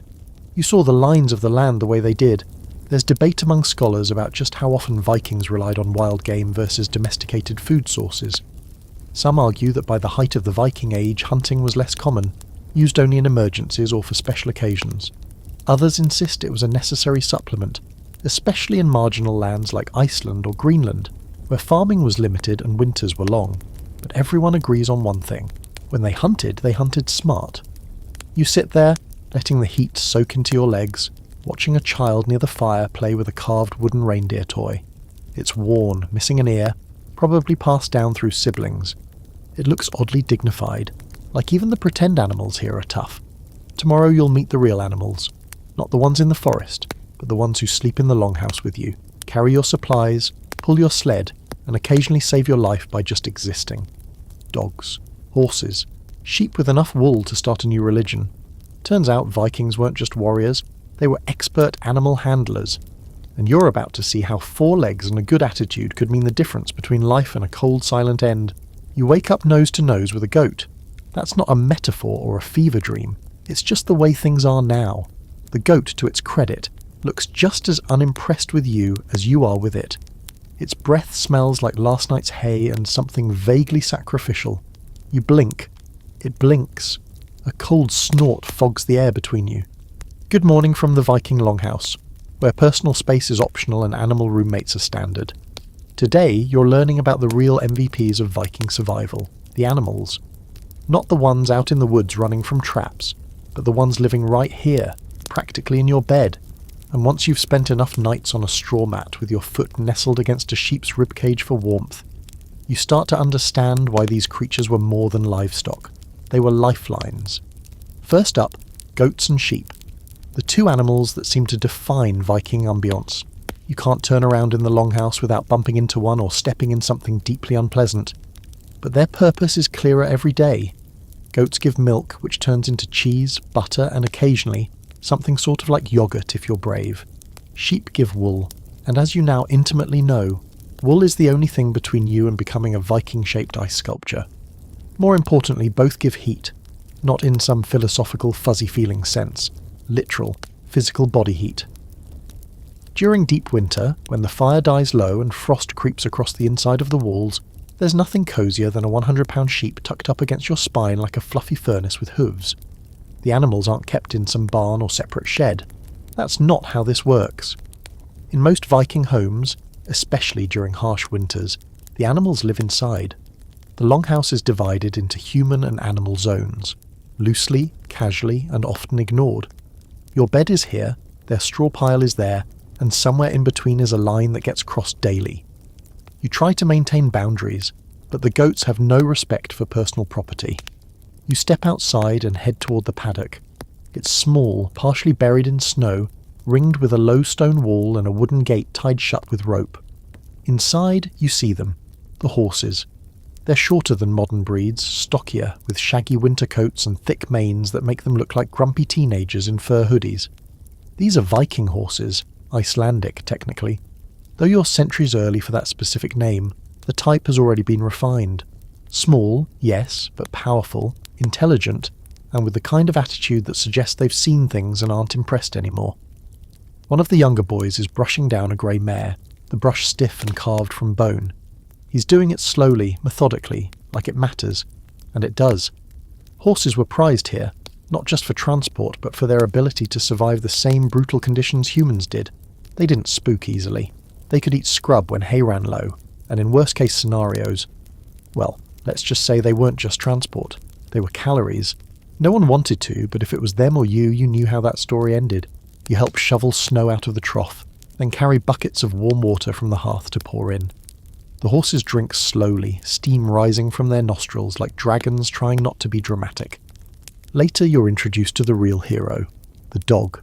He's a mutt by modern standards, medium-sized, long-haired, with a pointed snout and intelligent eyes that scan you up and down like he's deciding whether to help or bite. You crouch, extend a hand, and he trots forward with that bounce unique to dogs who know they're essential. This one's name is Skari. You're told he's trained to herd, guard, and hunt, which sounds like 3 jobs too many, but then again, no one out here does just one thing. Skari sniffs your hand, then bumps into your knee like, "Alright, you're on the team." Dogs in the Viking world were more than companions, they were workers. Herding dogs managed sheep and goats across snowy terrain. Hunting dogs tracked and flushed game. Guard dogs protected families while the men were away. And sometimes they just lay next to you and kept your feet from freezing off. That counts too. You learn that some dogs were so valued, they were buried with their owners, or sent as gifts across great distances. One Icelandic saga describes a dog so loyal it refused to leave its master's grave, howling through the snow until it died. Dramatic? Yes. Believable? Also yes. And here's your quirky fact of the day. Viking dogs may have had names recorded in runes, names like Garma, Scally, and Snati. There's even debate among scholars about whether some of these dogs were thought to have spiritual significance, like being guides to the afterlife. Whether myth or truth, it shows how deeply these animals were woven into daily life, from milk to myth. Later in the day, you help with feeding, scattering hay, breaking open frozen root vegetables for the goats, rubbing the frost off the water bucket rims. Everything is a chore, everything has weight. But none of it feels optional. These animals aren't background noise, they're partners. And if you're wondering, yes, Vikings did have sled dogs, especially in the far north. Huskies and Spitz types were used to pull loads across snow, just like they would be centuries later in Arctic expeditions. In parts of Greenland and northern Scandinavia, sled teams were vital. They weren't just for speed, they were for survival. When rivers froze and roads disappeared, dogs became your last connection to the world. You sit by the fire that night with Skari curled against your legs, a goat bleating softly in the corner, and 2 chickens roosting where the drying herbs are supposed to be. It should feel chaotic, cramped, gross. Instead, it feels alive. The longhouse isn't just shelter, it's a hive, of people and animals working together, tolerating each other, relying on shared body heat and quiet loyalty to get through another night. You're learning now that Viking survival wasn't just about strength, it was about symbiosis. Tomorrow, you'll look at the most vulnerable members of this world, the children, the elderly, the ones who didn't fight or hunt or ride into battle, and yet they survived. Somehow. You'll see how Viking families protected their own, and the quiet strength it took to carry the weak through the winter. You don't notice her at first. She's small, wrapped in layers of wool and fur like a bundle of laundry left beside the hearth. She's not moving much, just sitting on a low stool near the fire, hands resting on her knees, eyes following the flames like they've got secrets. She looks old, but not fragile. Worn, like the handle of a good knife, shaped by use. Later you see the child, maybe 4 or 5, toddling over with a bowl of warm broth. No adult tells her to do it. She just knows. She hands the bowl over without a word, then curls up next to the old woman, leaning into her shoulder like a familiar routine. They sit that way for a while, completely still, and that's when it hits you. This place is full of people who by all modern standards shouldn't be alive. Children, elders, the injured, the slow, the fragile. You expected Vikings to be all warriors and raiders, swinging axes and wrestling bears. But here, in the cold quiet of daily survival, you start to see something else. Care. Real, deliberate care. Today, you're learning how Viking families kept the most vulnerable alive during winters that could humble even the strongest. It starts with the obvious. Warmth. Kids and elders don't regulate body temperature as well. Their layers are thicker, their spots by the fire reserved. When there's only so much heat to go around, you distribute it wisely. In the Viking world, that meant putting children and elders at the literal centre of the household, physically and socially. Beds aren't randomly assigned, they're strategically placed. You notice it now. The oldest woman and the youngest child sleep closest to the hearth. Not a coincidence. Heat rises, yes, but it also radiates outward. And in a home where insulation is just turf and stubbornness, you don't waste warmth. During the day, children are wrapped in cloaks and set to play near the coals or by the back wall, away from drafts. They're watched constantly, not by hovering helicopter parenting, but by a communal alertness. If someone starts coughing, everyone hears. If a child slips outside barefoot, 3 adults shout before you can blink. You step outside for air and find a teenager splitting wood. He's maybe 13, but swings the axe with precision. He stops when he sees you and gestures to the side of the longhouse, where bundles of dried herbs hang. He points to one, mutters something you can't translate, then taps his chest and coughs softly. You get it? Medicine.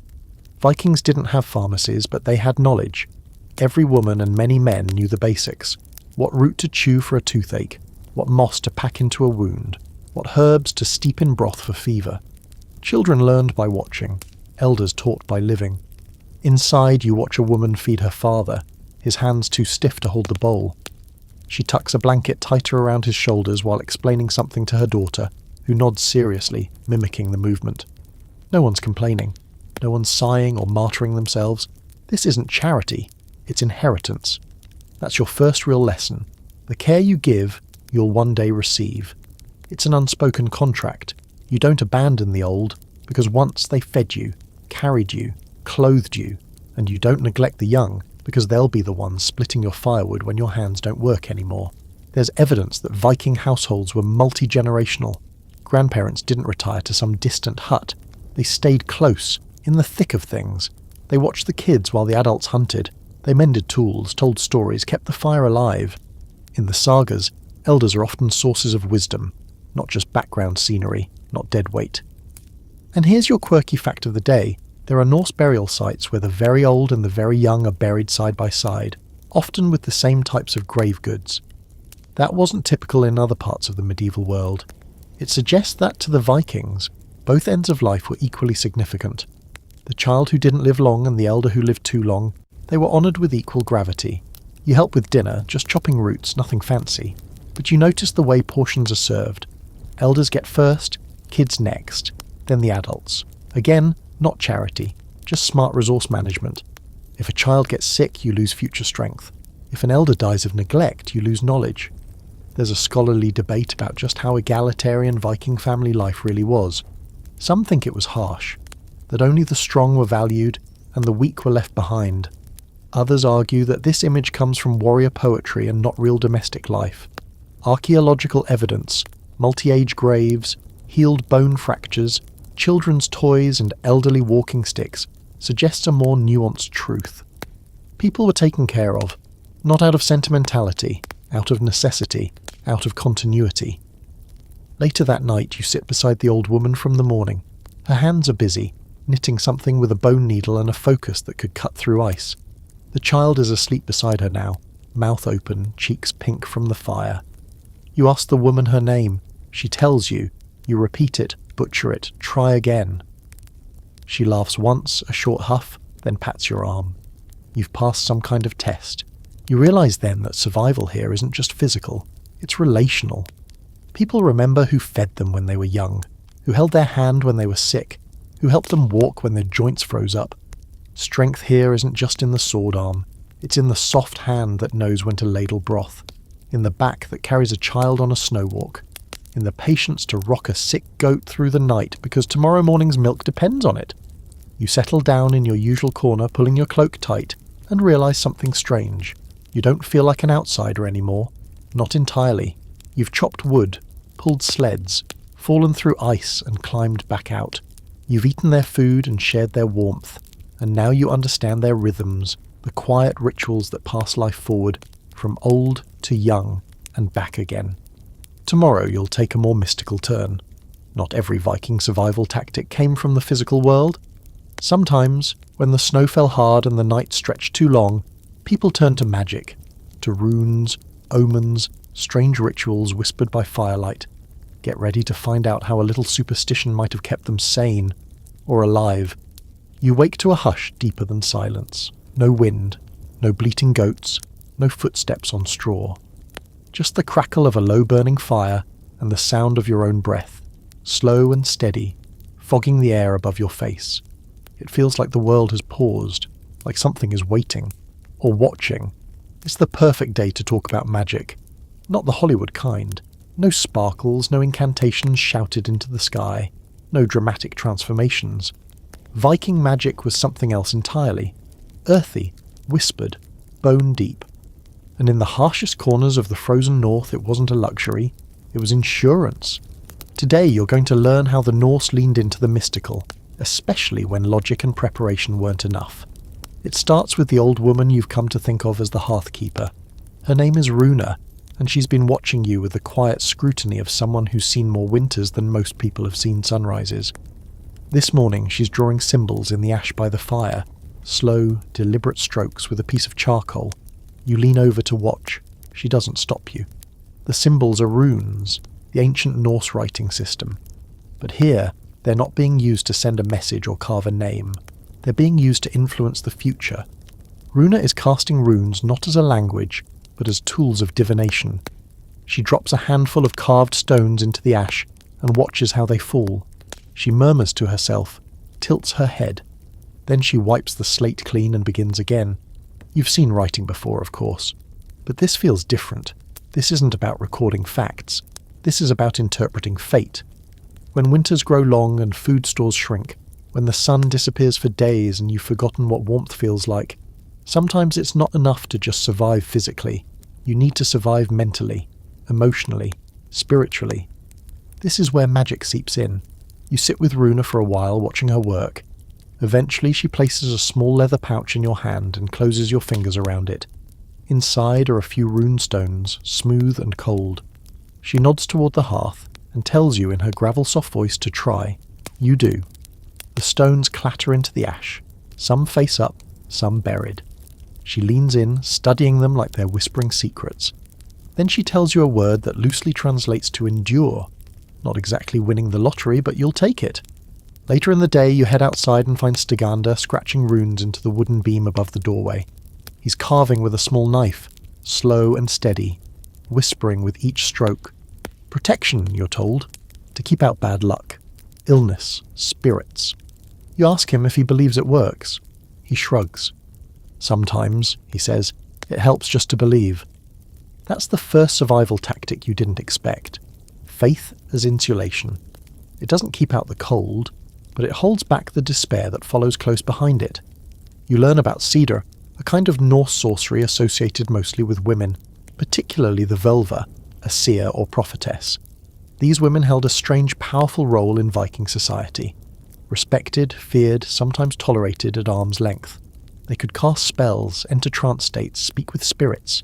Their rituals often involved chanting, drumming, and using staffs made of iron or carved bone.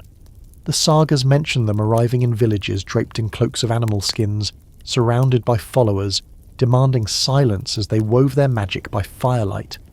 You imagine what it must have been like, midwinter, trapped indoors for weeks, your child coughing, your stores dwindling, and then this figure arrives, promising knowledge of the future, hope, or at least explanation. Not everyone trusted them. Not everyone dared to speak of what they did. But when you're surrounded by darkness, and the wolves are howling a little too close, you'll grab onto anything that offers even the illusion of control. You're shown how runes were carved into tools, weapons, and clothing, each symbol a message, a prayer, a boundary. A hunter's knife might be marked with algaes, the rune for protection. A cloak might bear rado for safe travel. You even find a child's wooden toy with runes scratched into its side like a charm against illness or mischief. And here's your quirky fact of the day. Some Viking warriors reportedly wore runes inside their teeth. Archaeologists have uncovered skulls with horizontal grooves carved into the enamel, possibly filled with pigment or metal. Theories abound: ritual markings, battle intimidation, magical enhancements. Nobody knows for sure, but one thing's clear. The boundary between the physical and the spiritual wasn't exactly strict. The day passes quietly. There's no raiding, no wrestling bears, no glorious battles. Just the steady rhythm of survival, laced with the knowledge that sometimes survival comes down to things you can't see. After supper, Runa gathers a few family members and sits by the fire. She begins to chant, soft, melodic, in a language that curls through the longhouse like smoke. It's a lullaby, maybe, or a prayer. You don't know the words, but you know the feeling. Calm, anchored, full of something that feels very much like protection. The baby stirs in her mother's arms, then settles. The goats bleat softly, pressed together in the shadows, and the fire cracks, warm and familiar. There's a scholarly debate about how widespread Norse magic actually was. Some argue it was niche, used only by a few trained practitioners. Others believe it was deeply woven into everyday life, especially in rural or isolated areas. What's not debated is its importance. When medicine failed, when reason wasn't enough, belief picked up the slack. And in winter, belief might be the only thing keeping your mind from unravelling like thread in the cold. You lie back that night with the rune pouch under your sleeping mat. Superstition? Maybe. But it's warm, and you sleep easier with it there.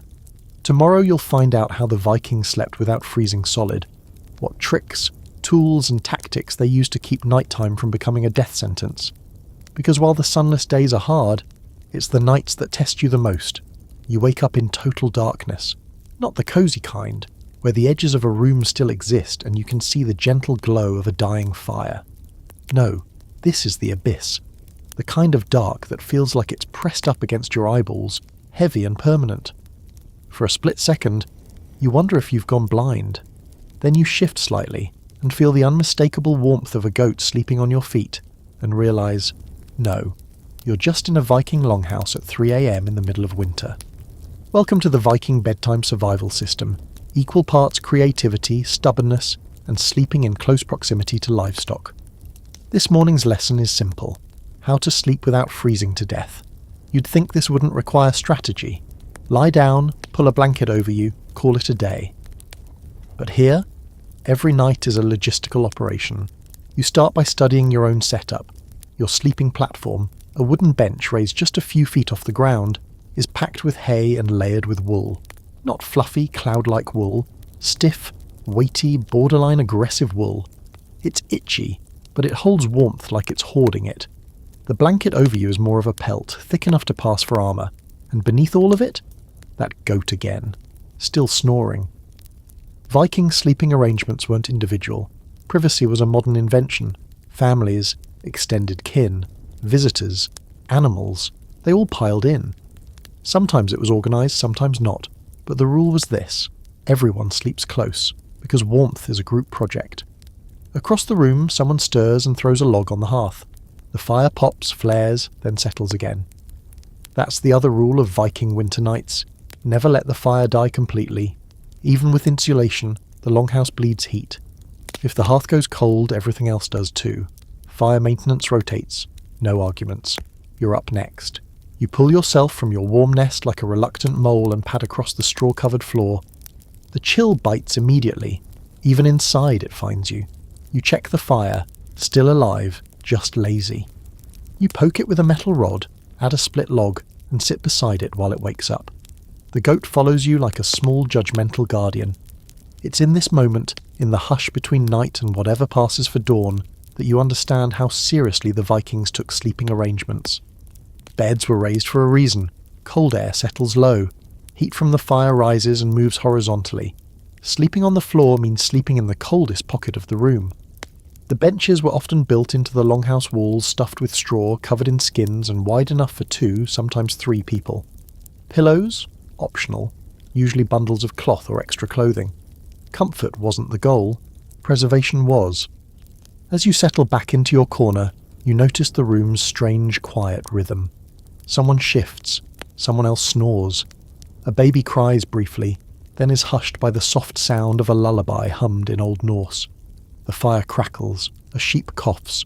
A dog stretches in its sleep, thumps a tail once, then curls tighter. You're not in a house. You're in a living organism, and sleep is just the time when it conserves energy. Here's your quirky fact of the night. Vikings used hot stones for warmth. Before bed, they'd heat flat stones by the fire, then wrap them in cloth and place them under sleeping blankets. Primitive heating pads. They'd also sleep with heated bricks or sandbags in colder regions, particularly in Iceland, where the wind was less polite and the nights even longer. Some even placed soapstone inside boots or mittens to pre-warm them for the morning. You can imagine the joy of waking up and sliding your foot into something that doesn't feel like a frozen ham. There's another trick. Layers of fur, not over the sleeper but beneath them. Modern campers forget this one. It's not the air above you that kills. It's the frozen ground that drains your heat like a vampire. So you insulate yourself from below. Furs, straw, extra tunics, even fresh animal skins. You once saw a man sleep on a pile of old fish nets stuffed with moss. Didn't look proud about it. Slept just fine. But here's the real genius of Viking sleep. They didn't fight the darkness. They leaned into it. Nights were long, so sleep was long too. Broken up sometimes. Segmented sleep with a first sleep and second sleep. Wake up at midnight, check the fire, whisper a story, say a prayer, nurse a child, then drift back down. It wasn't 8 hours of uninterrupted REM cycles. It was living sleep, weaved into the fabric of survival, adjusted to the season, the weather, the mood of the house. Scholars have debated the segmented sleep idea for years. Some point to saga passages and monastic records as proof that Vikings, like many medieval cultures, didn't expect to sleep in one solid block. Others think the long nights just blurred the boundaries between sleep and waking. Either way, you begin to appreciate the fluidity of rest here. You sleep when you can, how you can, as long as you stay warm. You curl back into your bedding, pulling the heavy wool over your head. The goat, satisfied that you've returned, curls up at your side again. You're beginning to understand why no one complains about animal smells. When your nose is cold enough to ache, goat musk smells like comfort. Above you, the wooden rafters creak in the wind. The smoke hole lets in a sliver of starlight. Somewhere, a dog whines in its sleep. A child giggles in a dream. And there it is. The full Viking bedtime experience. Raw, communal, rhythmic. A pulse of heat and breath shared among bodies and beasts, held together by firelight and furs. Tomorrow you'll face the colder side of winter sleep. The nights that didn't go right. The ones where fingers went numb, where frostbite crept in, where homemade medicine had to stand between life and amputation. But for now, for tonight, you are warm. And in this world, warm is everything. The goat isn't on your feet this time. That's the first sign something's wrong. You reach down instinctively, fingers brushing nothing but cold wool and the brittle edge of a frozen straw mat. No soft warmth, no snoring, no lazy head tilt, just absence. And then you feel it. The air. Not just cold, dead cold. The kind of cold that makes the inside of your nose ache before you even breathe. The the kind that creeps through seams, past wool, under pelts, and straight to the skin. The fire is out, not low, not flickering, out. Just a shallow pit of blackened coals and dead ash. No glow, no heat, no mercy. You sit up, instantly alert, and so does everyone else. A chain reaction of groans, coughs, and quick movements ripples through the longhouse like alarm bells. Someone swears.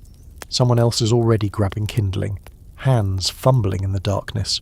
You pull your cloak tighter, already feeling the chill reach your ribs. This is the moment you've been hearing about for weeks, the kind of night when mistakes become scars. Today's lesson is a hard one. What happens when survival systems fail? Because as clever, prepared, and ruthless as the Vikings were in keeping the cold at bay, even they weren't immune to the occasional bad luck, broken tool, or misjudged temperature drop. And when that happened, things got ugly. The fire catches, but slowly. The wood is damp, the kindling stubborn. Someone's blowing into the embers too hard, nearly snuffing them again. You're frozen in place, not metaphorically, but literally. Your limbs sluggish, your fingers too stiff to move the way they should. It's not even dawn yet, and you're already on the edge of something dangerous. When the hearth finally flares to life, the longhouse lets out a collective breath, and you realise just how much trust was placed in that one glowing centre. Without it, everything else, your wool, your layers, your goat, isn't enough. You step outside into a world that looks like it's been dipped in glass. Everything is shining, glazed with frost. The snow no longer crunches, it squeaks, the sound sharp and brittle, like stepping on sugar crystals. This kind of cold doesn't just kill you, it eats you in pieces. Frostbite doesn't begin with a scream.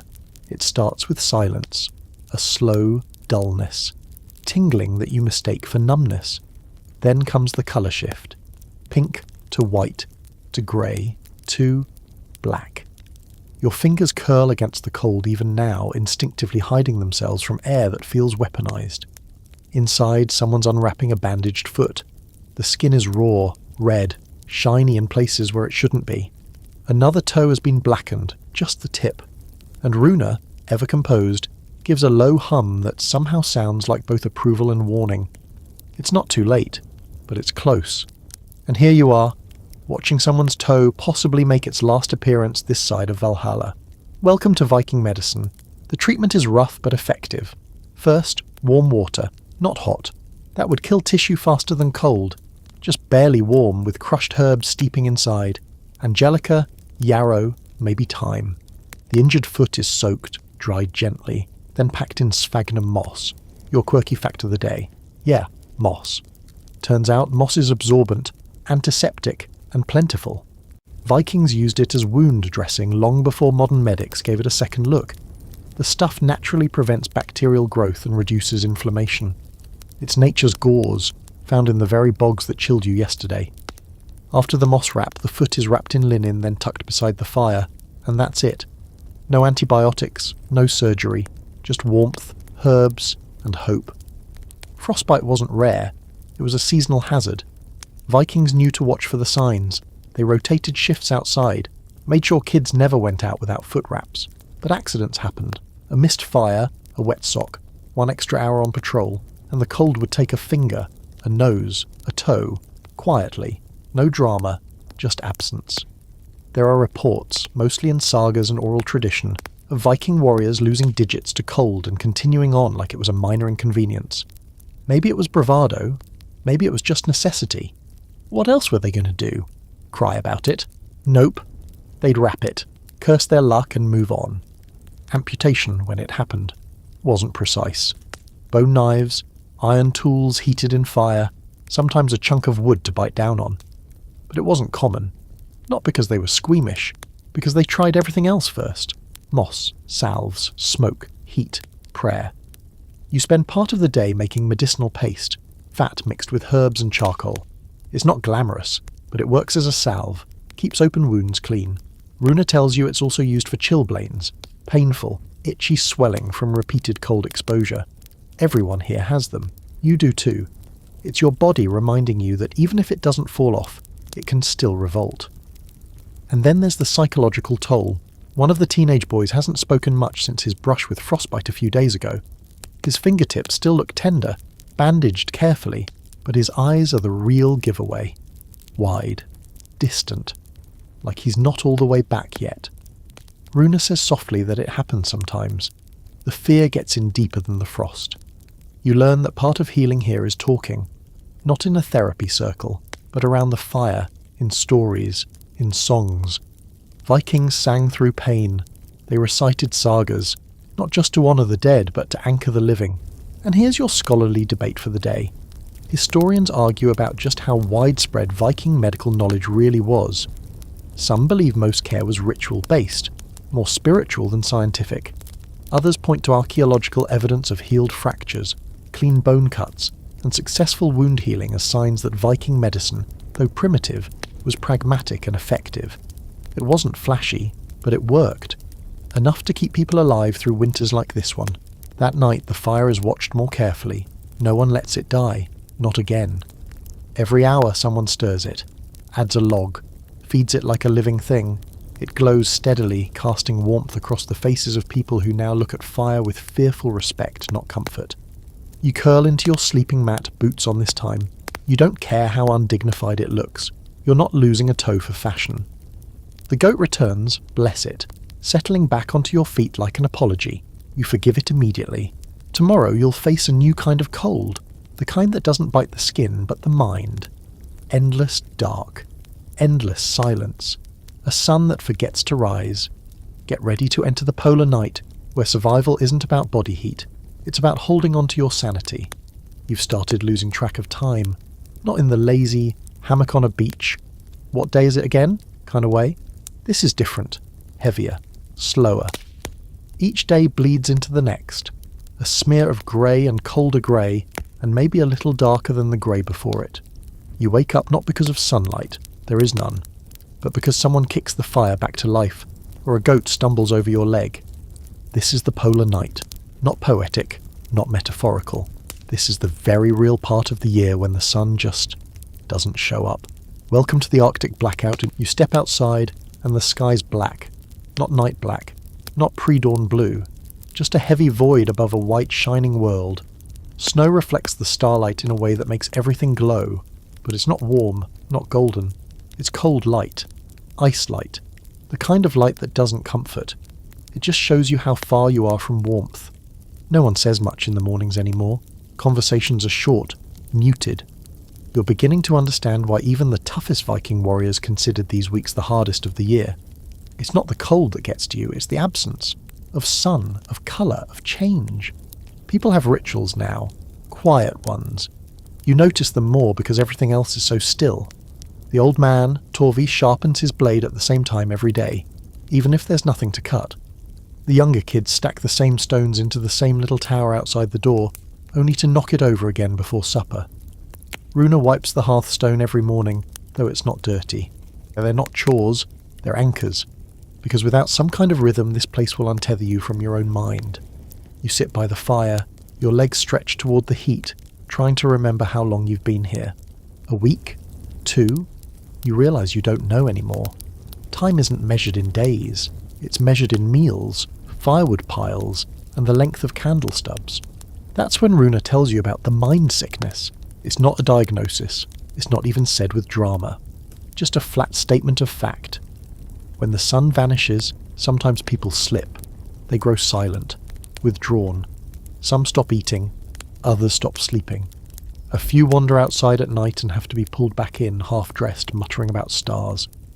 It's not demons, she says, it's darkness that gets into the bones, and so they fight it, with every tool they've got. Firelight, warmth, storytelling, games, even laughter. You help one of the boys repair a set of carved game pieces, simple discs of bone and wood used for Hnefatafl, the Viking board game.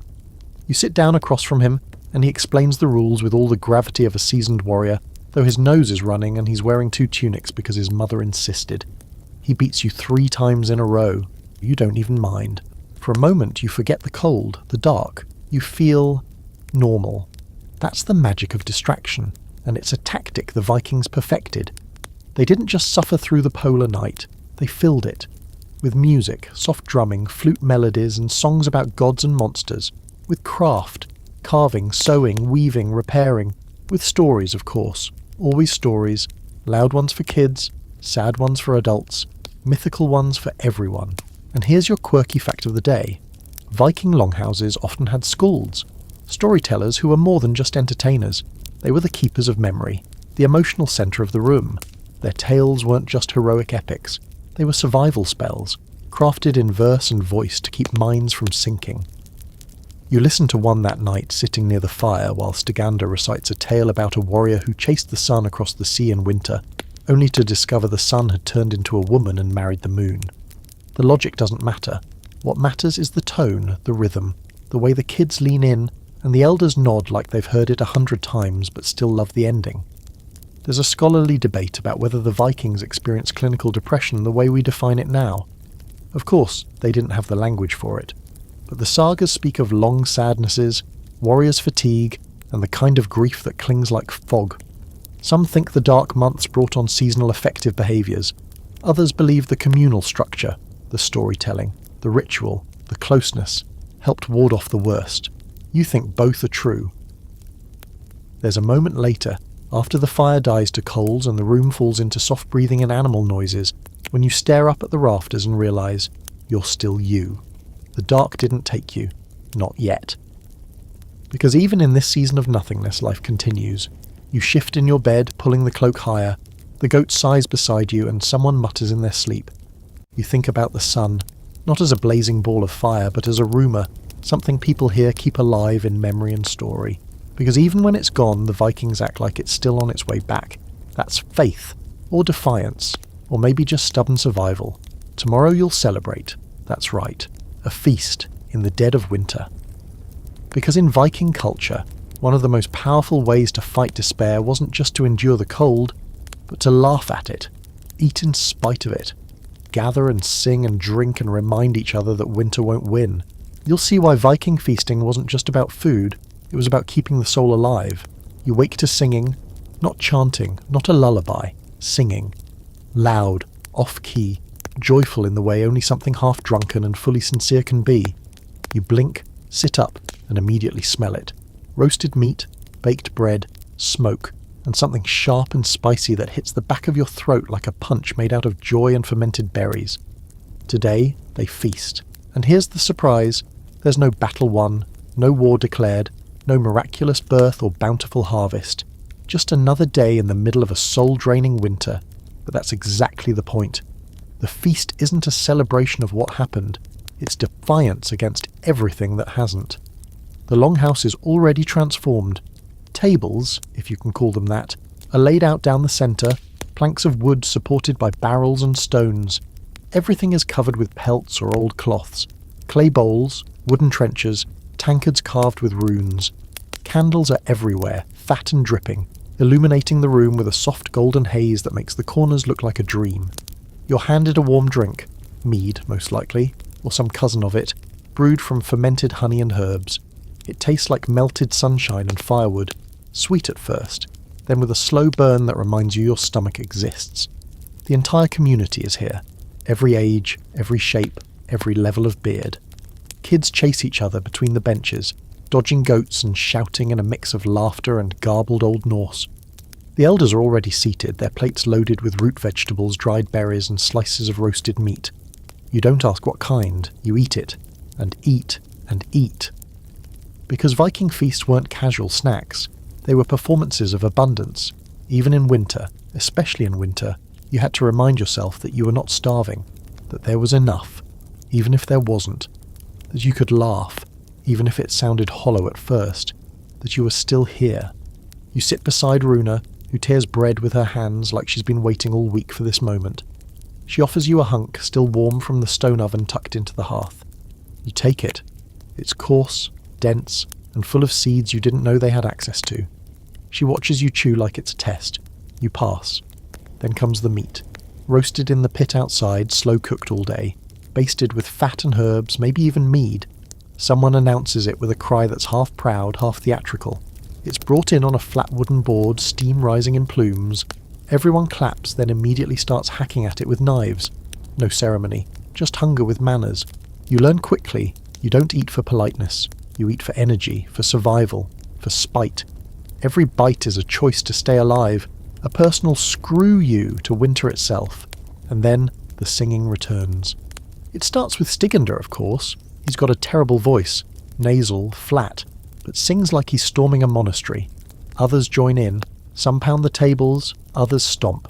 The song is about a fox that stole a goose from a sleeping farmer and was then eaten by a troll.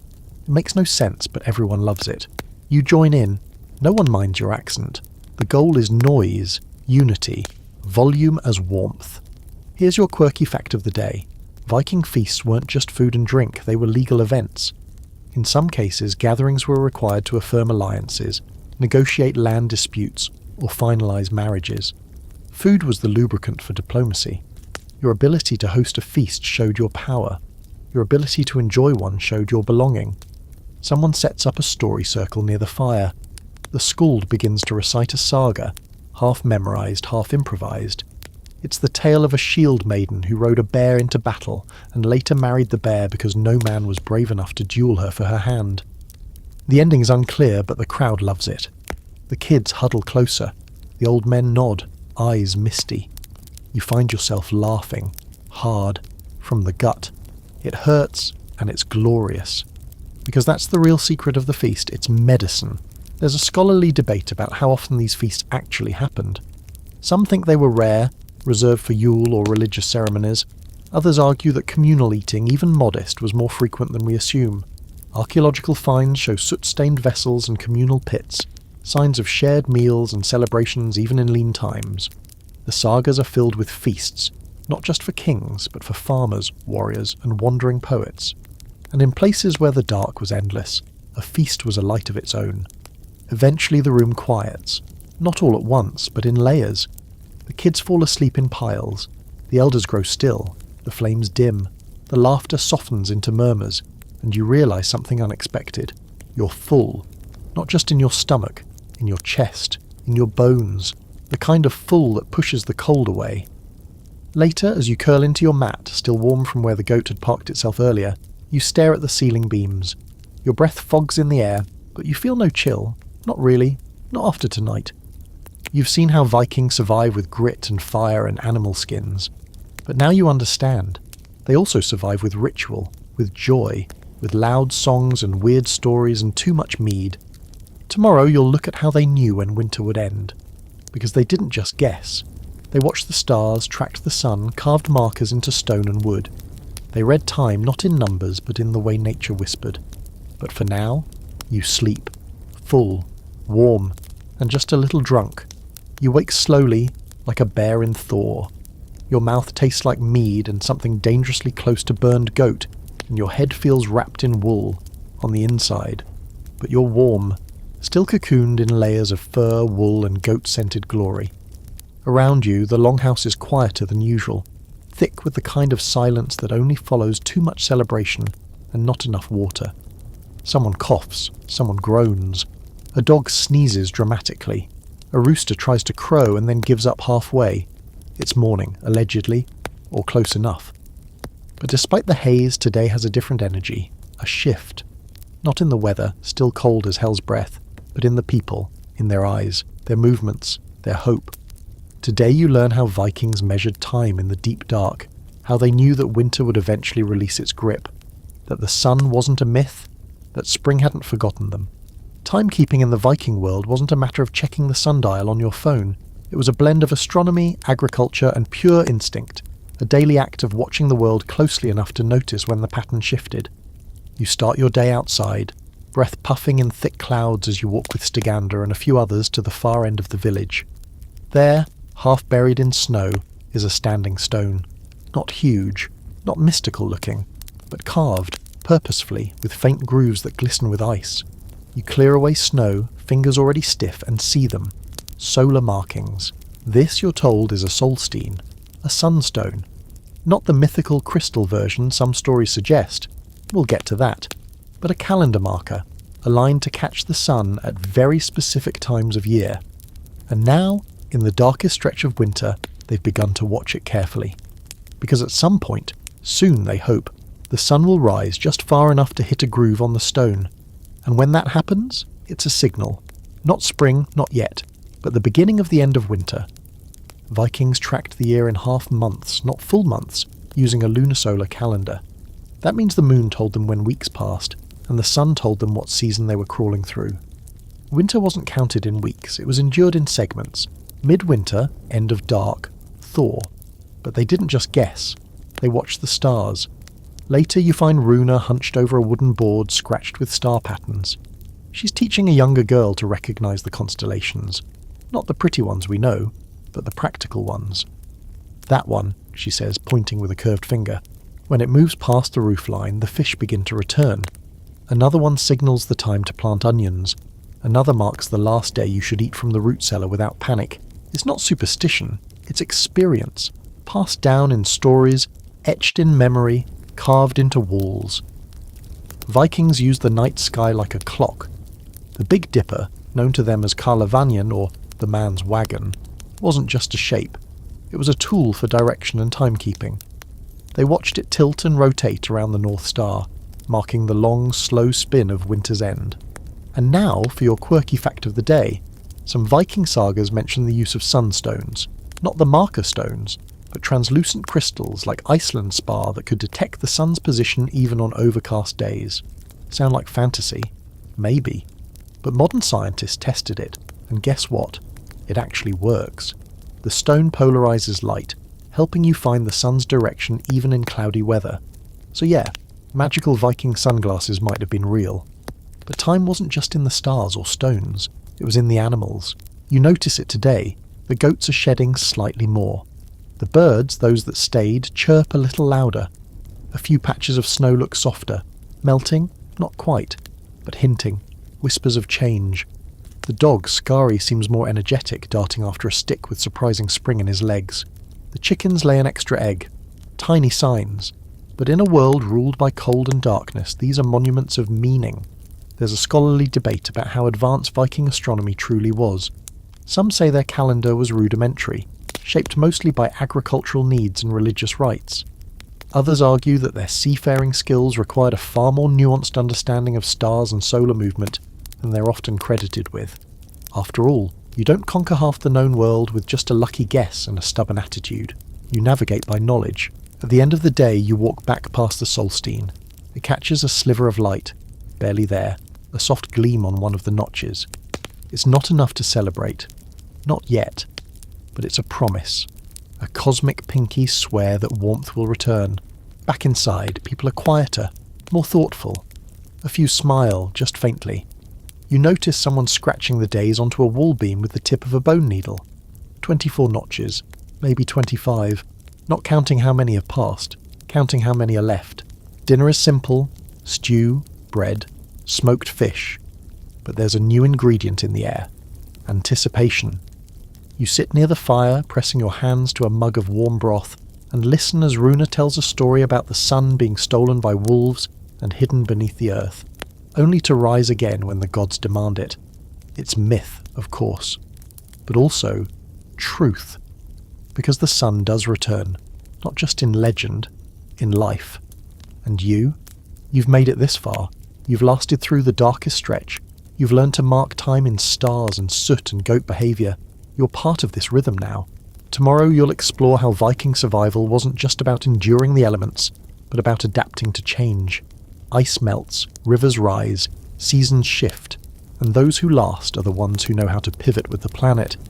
But tonight, you dream of the sun.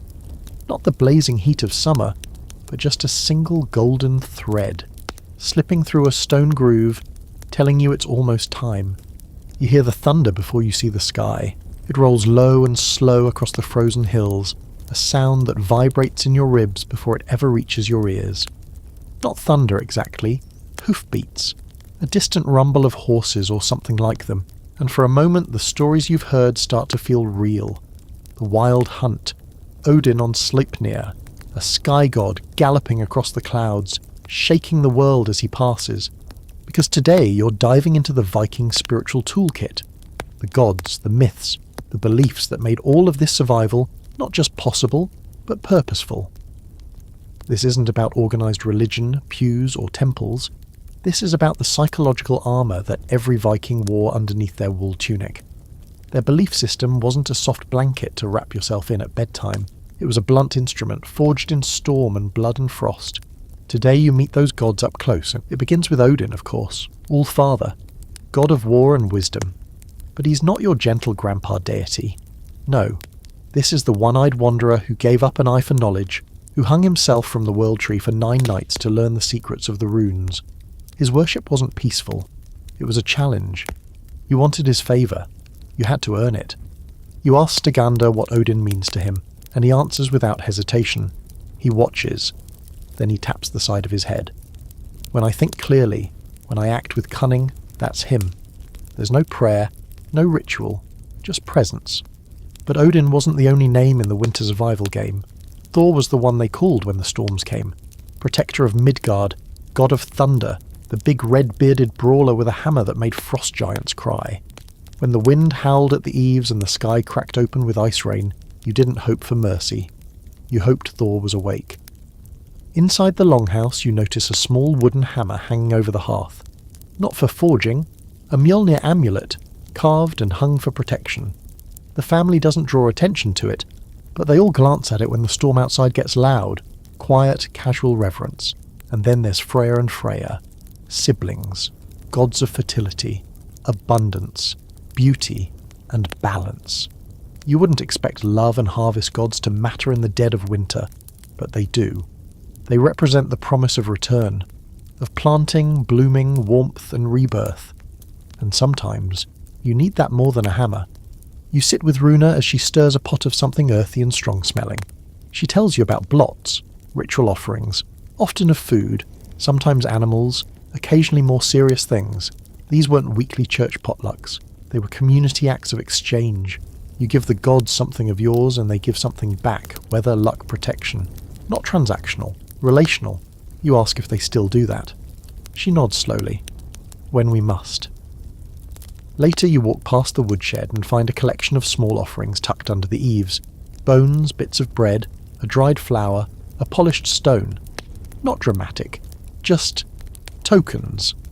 Left by someone who needed to speak without speaking. Here's your quirky fact of the day.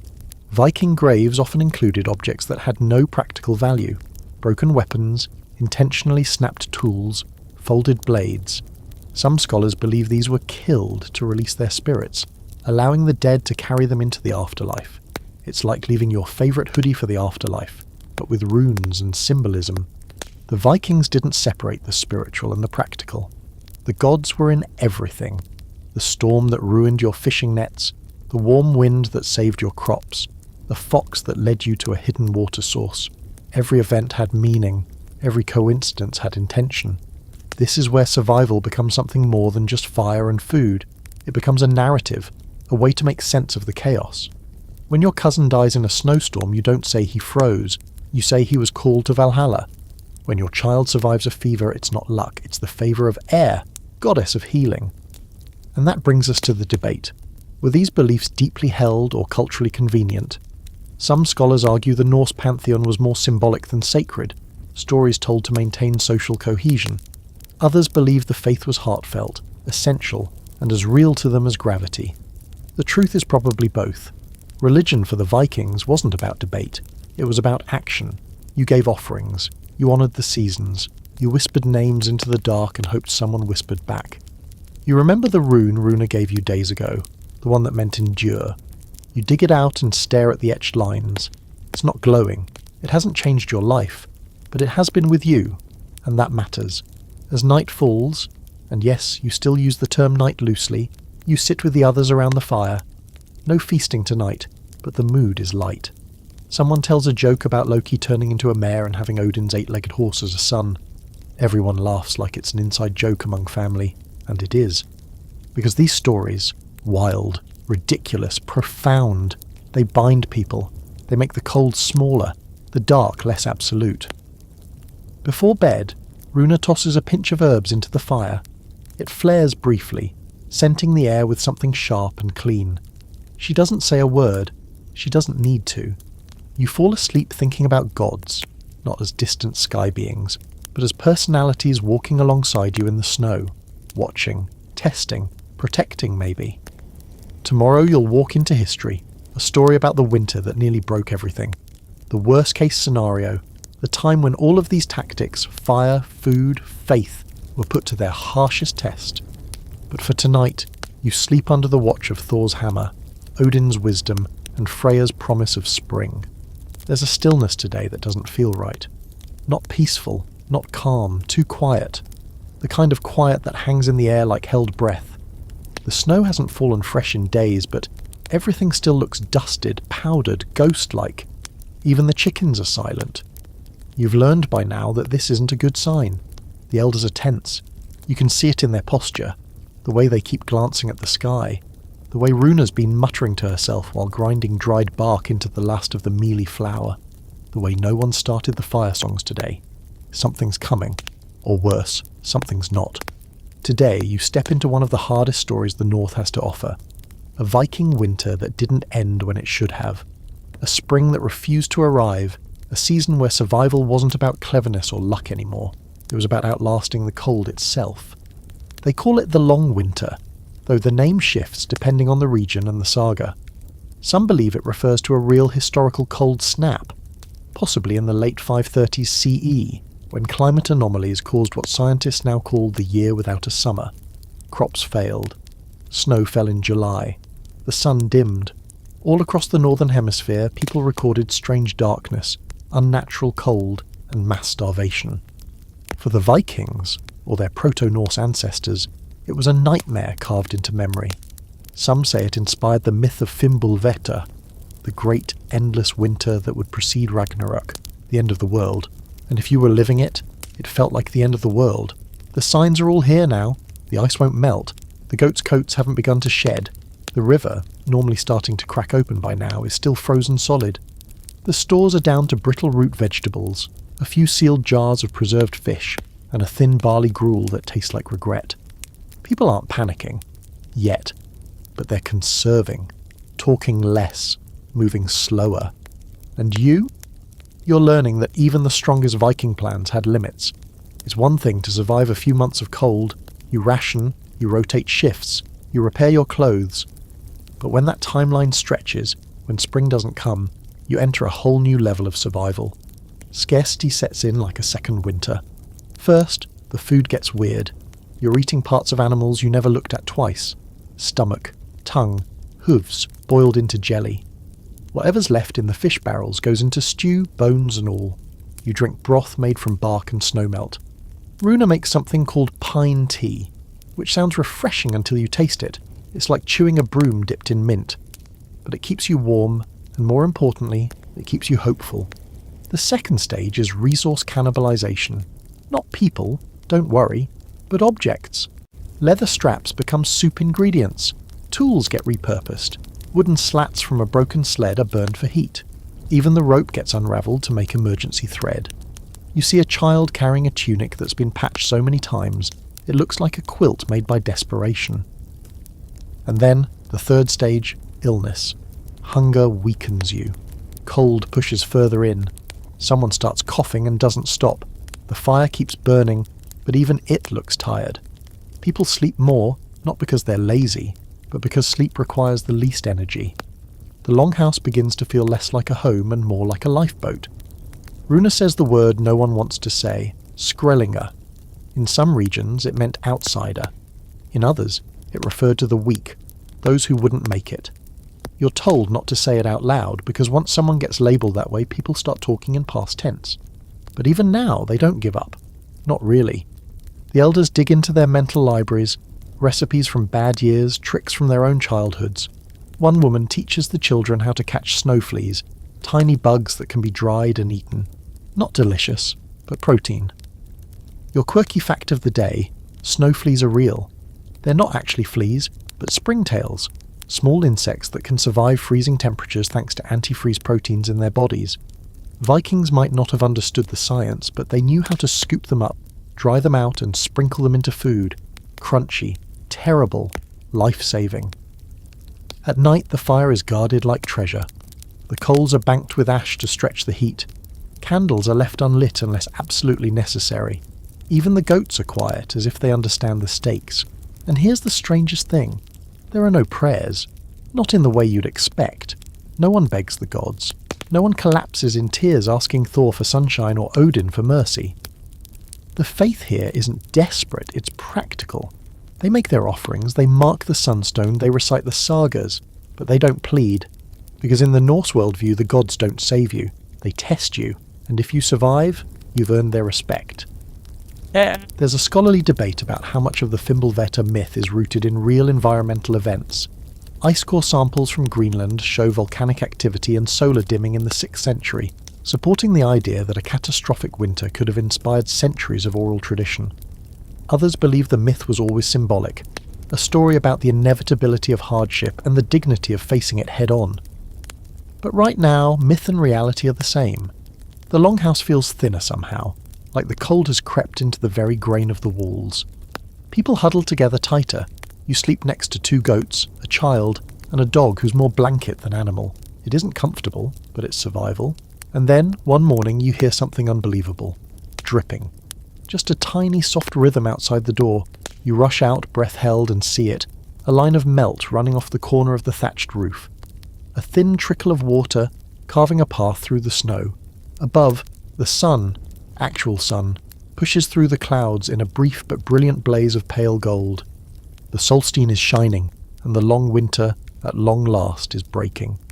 Tomorrow you'll reflect on what all of this has done to you, not just physically, but mentally.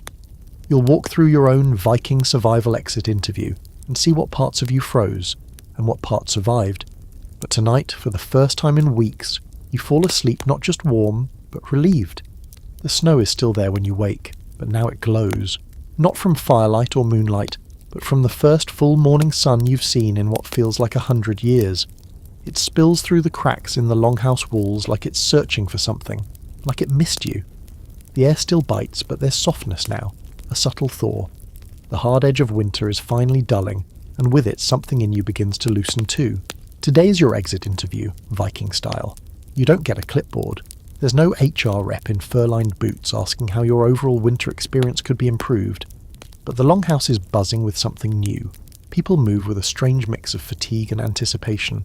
Some are smiling, some are just blinking at the light like they've forgotten how to process optimism. You sit by the fire, yes, still going, still sacred, and reflect on everything your frostbitten self has been through. You arrived soft, let's just be honest. You didn't know how to layer wool without looking like a suffocating bundle of laundry. You couldn't tell the difference between hoarfrost and rime. You thought windburn was a made-up thing hikers complained about on Instagram. And now, you can build a fire in a blizzard with wet kindling and crushed birch bark. You can layer 4 garments in under a minute while half asleep. You can sleep next to a goat and only notice when it doesn't show up. You've learned to keep your socks dry like your life depends on it, because it literally does. Your body has changed too, not visibly, though you've probably lost a few pounds to the diet of root stew and panic, but internally. You move more economically now. You don't waste energy. You measure distance by how much heat it's going to cost you. You've stopped expecting comfort and started building it instead. And mentally, that's the real shift. You used to panic at the dark, the endless night, the sameness of the days. Now, you know how to ride the silence like a current. You know that warmth isn't just from fire, but from proximity, to people, animals, shared purpose. You've learned to measure time by candle stubs and goat behaviours, and the angle of a star you don't even know the name of. You've also learned what it means to care in a world that gives you every excuse not to. Because it would have been easy, so easy, for this community to turn on the weak, the sick, the extra mouths. But instead, they doubled down on inclusion. They watched out for the children. They listened to the old ones. They didn't abandon people. They adapted around them. You remember Runa, her steady hands and sharp eyes. The way she moved through every day like it was both sacred and inconvenient. She never treated survival like a miracle. She treated it like a job, one she took personally. Stigandr taught you how to read snow like a map, how to listen to the wind for warnings. He also taught you how to laugh when everything feels like a slow-motion apocalypse. That counts for more than you realised. And the goat? The goat turned out to be your most loyal bedmate and your least judgmental companion. Even when you fell asleep drooling into your own arm, it stayed curled at your feet, a tiny furnace with hooves. If nothing else, you survived because of that goat. You owe it a snack. Here's your quirky fact of the day. In some Viking settlements, Archaeologists have found small animal burials beside longhouses, beloved working animals given their own graves, sometimes with symbolic trinkets. That goat may not be family by blood, but out here, it's closer than kin. Before you leave, you help pack away winter. Not literally, of course. There's still snow, still cold, but the village is transitioning. The firewood stash no longer looks like an emergency. Tools are being sharpened for planting, not just chopping. People are digging out fishing gear and airing out cloaks that haven't seen sun in months. You help sweep the hearth, relight the fire with fresh tinder, boil the first real pot of broth with a new herb Runa's saved for spring. It smells sharp, green, alive. Someone sets out a bowl of water outside the door. You ask why. To see if it freezes, they say. If it doesn't 3 nights in a row, we plant the onions. You don't know what to say, so you just nod. Because there it is again. Ritual meets practicality. Faith wedded to function. There's one last story by the fire that night. No sagas, no gods. Just Torvi, the oldest man in the village, telling a story about the time the fjord froze solid and someone skated across it on 2 fish bones strapped to their feet. Everyone laughs. Someone insists that was them. The kids argue. You listen, not just for the plot, but for the thread.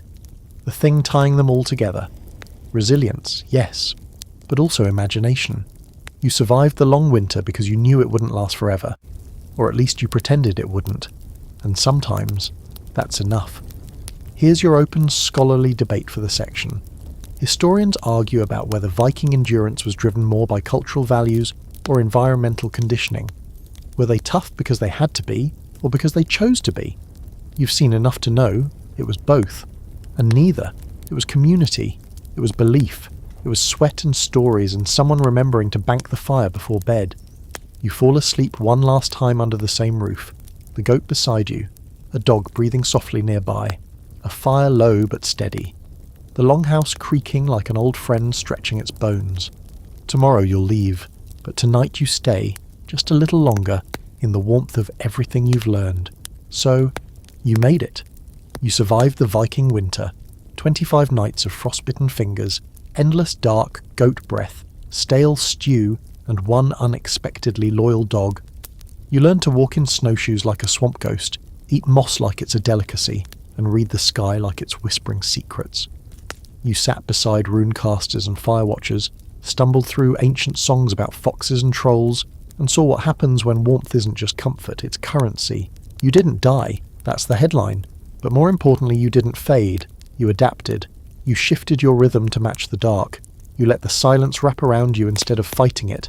You learned what it means to carry the cold without letting it freeze your spirit. You came here thinking survival was about tools and toughness. Turns out it's about people. The old woman with a 1,000-year stare and perfect aim with a ladle. The boy who built firewood towers for fun. The hunter who only spoke when words actually mattered. The goat who slept on your feet like it was its divine purpose. You survived because you weren't alone. That's the secret. That's the whole point. In the end, Viking survival wasn't about dominating nature. It was about collaborating with it, tracking it, respecting it, reading its moods. It was about bending just enough to avoid breaking. It was about rituals that look weird to outsiders but keep communities glued together through months when hope feels like a luxury. Sure, they had axes and iron and ships carved like sea serpents, but what really kept them alive? Fire, faith, routine, humour, bone-deep stubbornness, and an unshakable belief that winter doesn't last forever, not even this one. So next time you're wrapped in a blanket on a mildly chilly night with your overpriced latte and Wi-Fi at 80%, just remember, somewhere in your ancestry, someone made it through this kind of cold. With moss tea, and goats, and zero central heating, you're built of sturdier stuff than you think. Now dim the lights, let the longhouse fade. The fire's still going, the goat's back on your feet.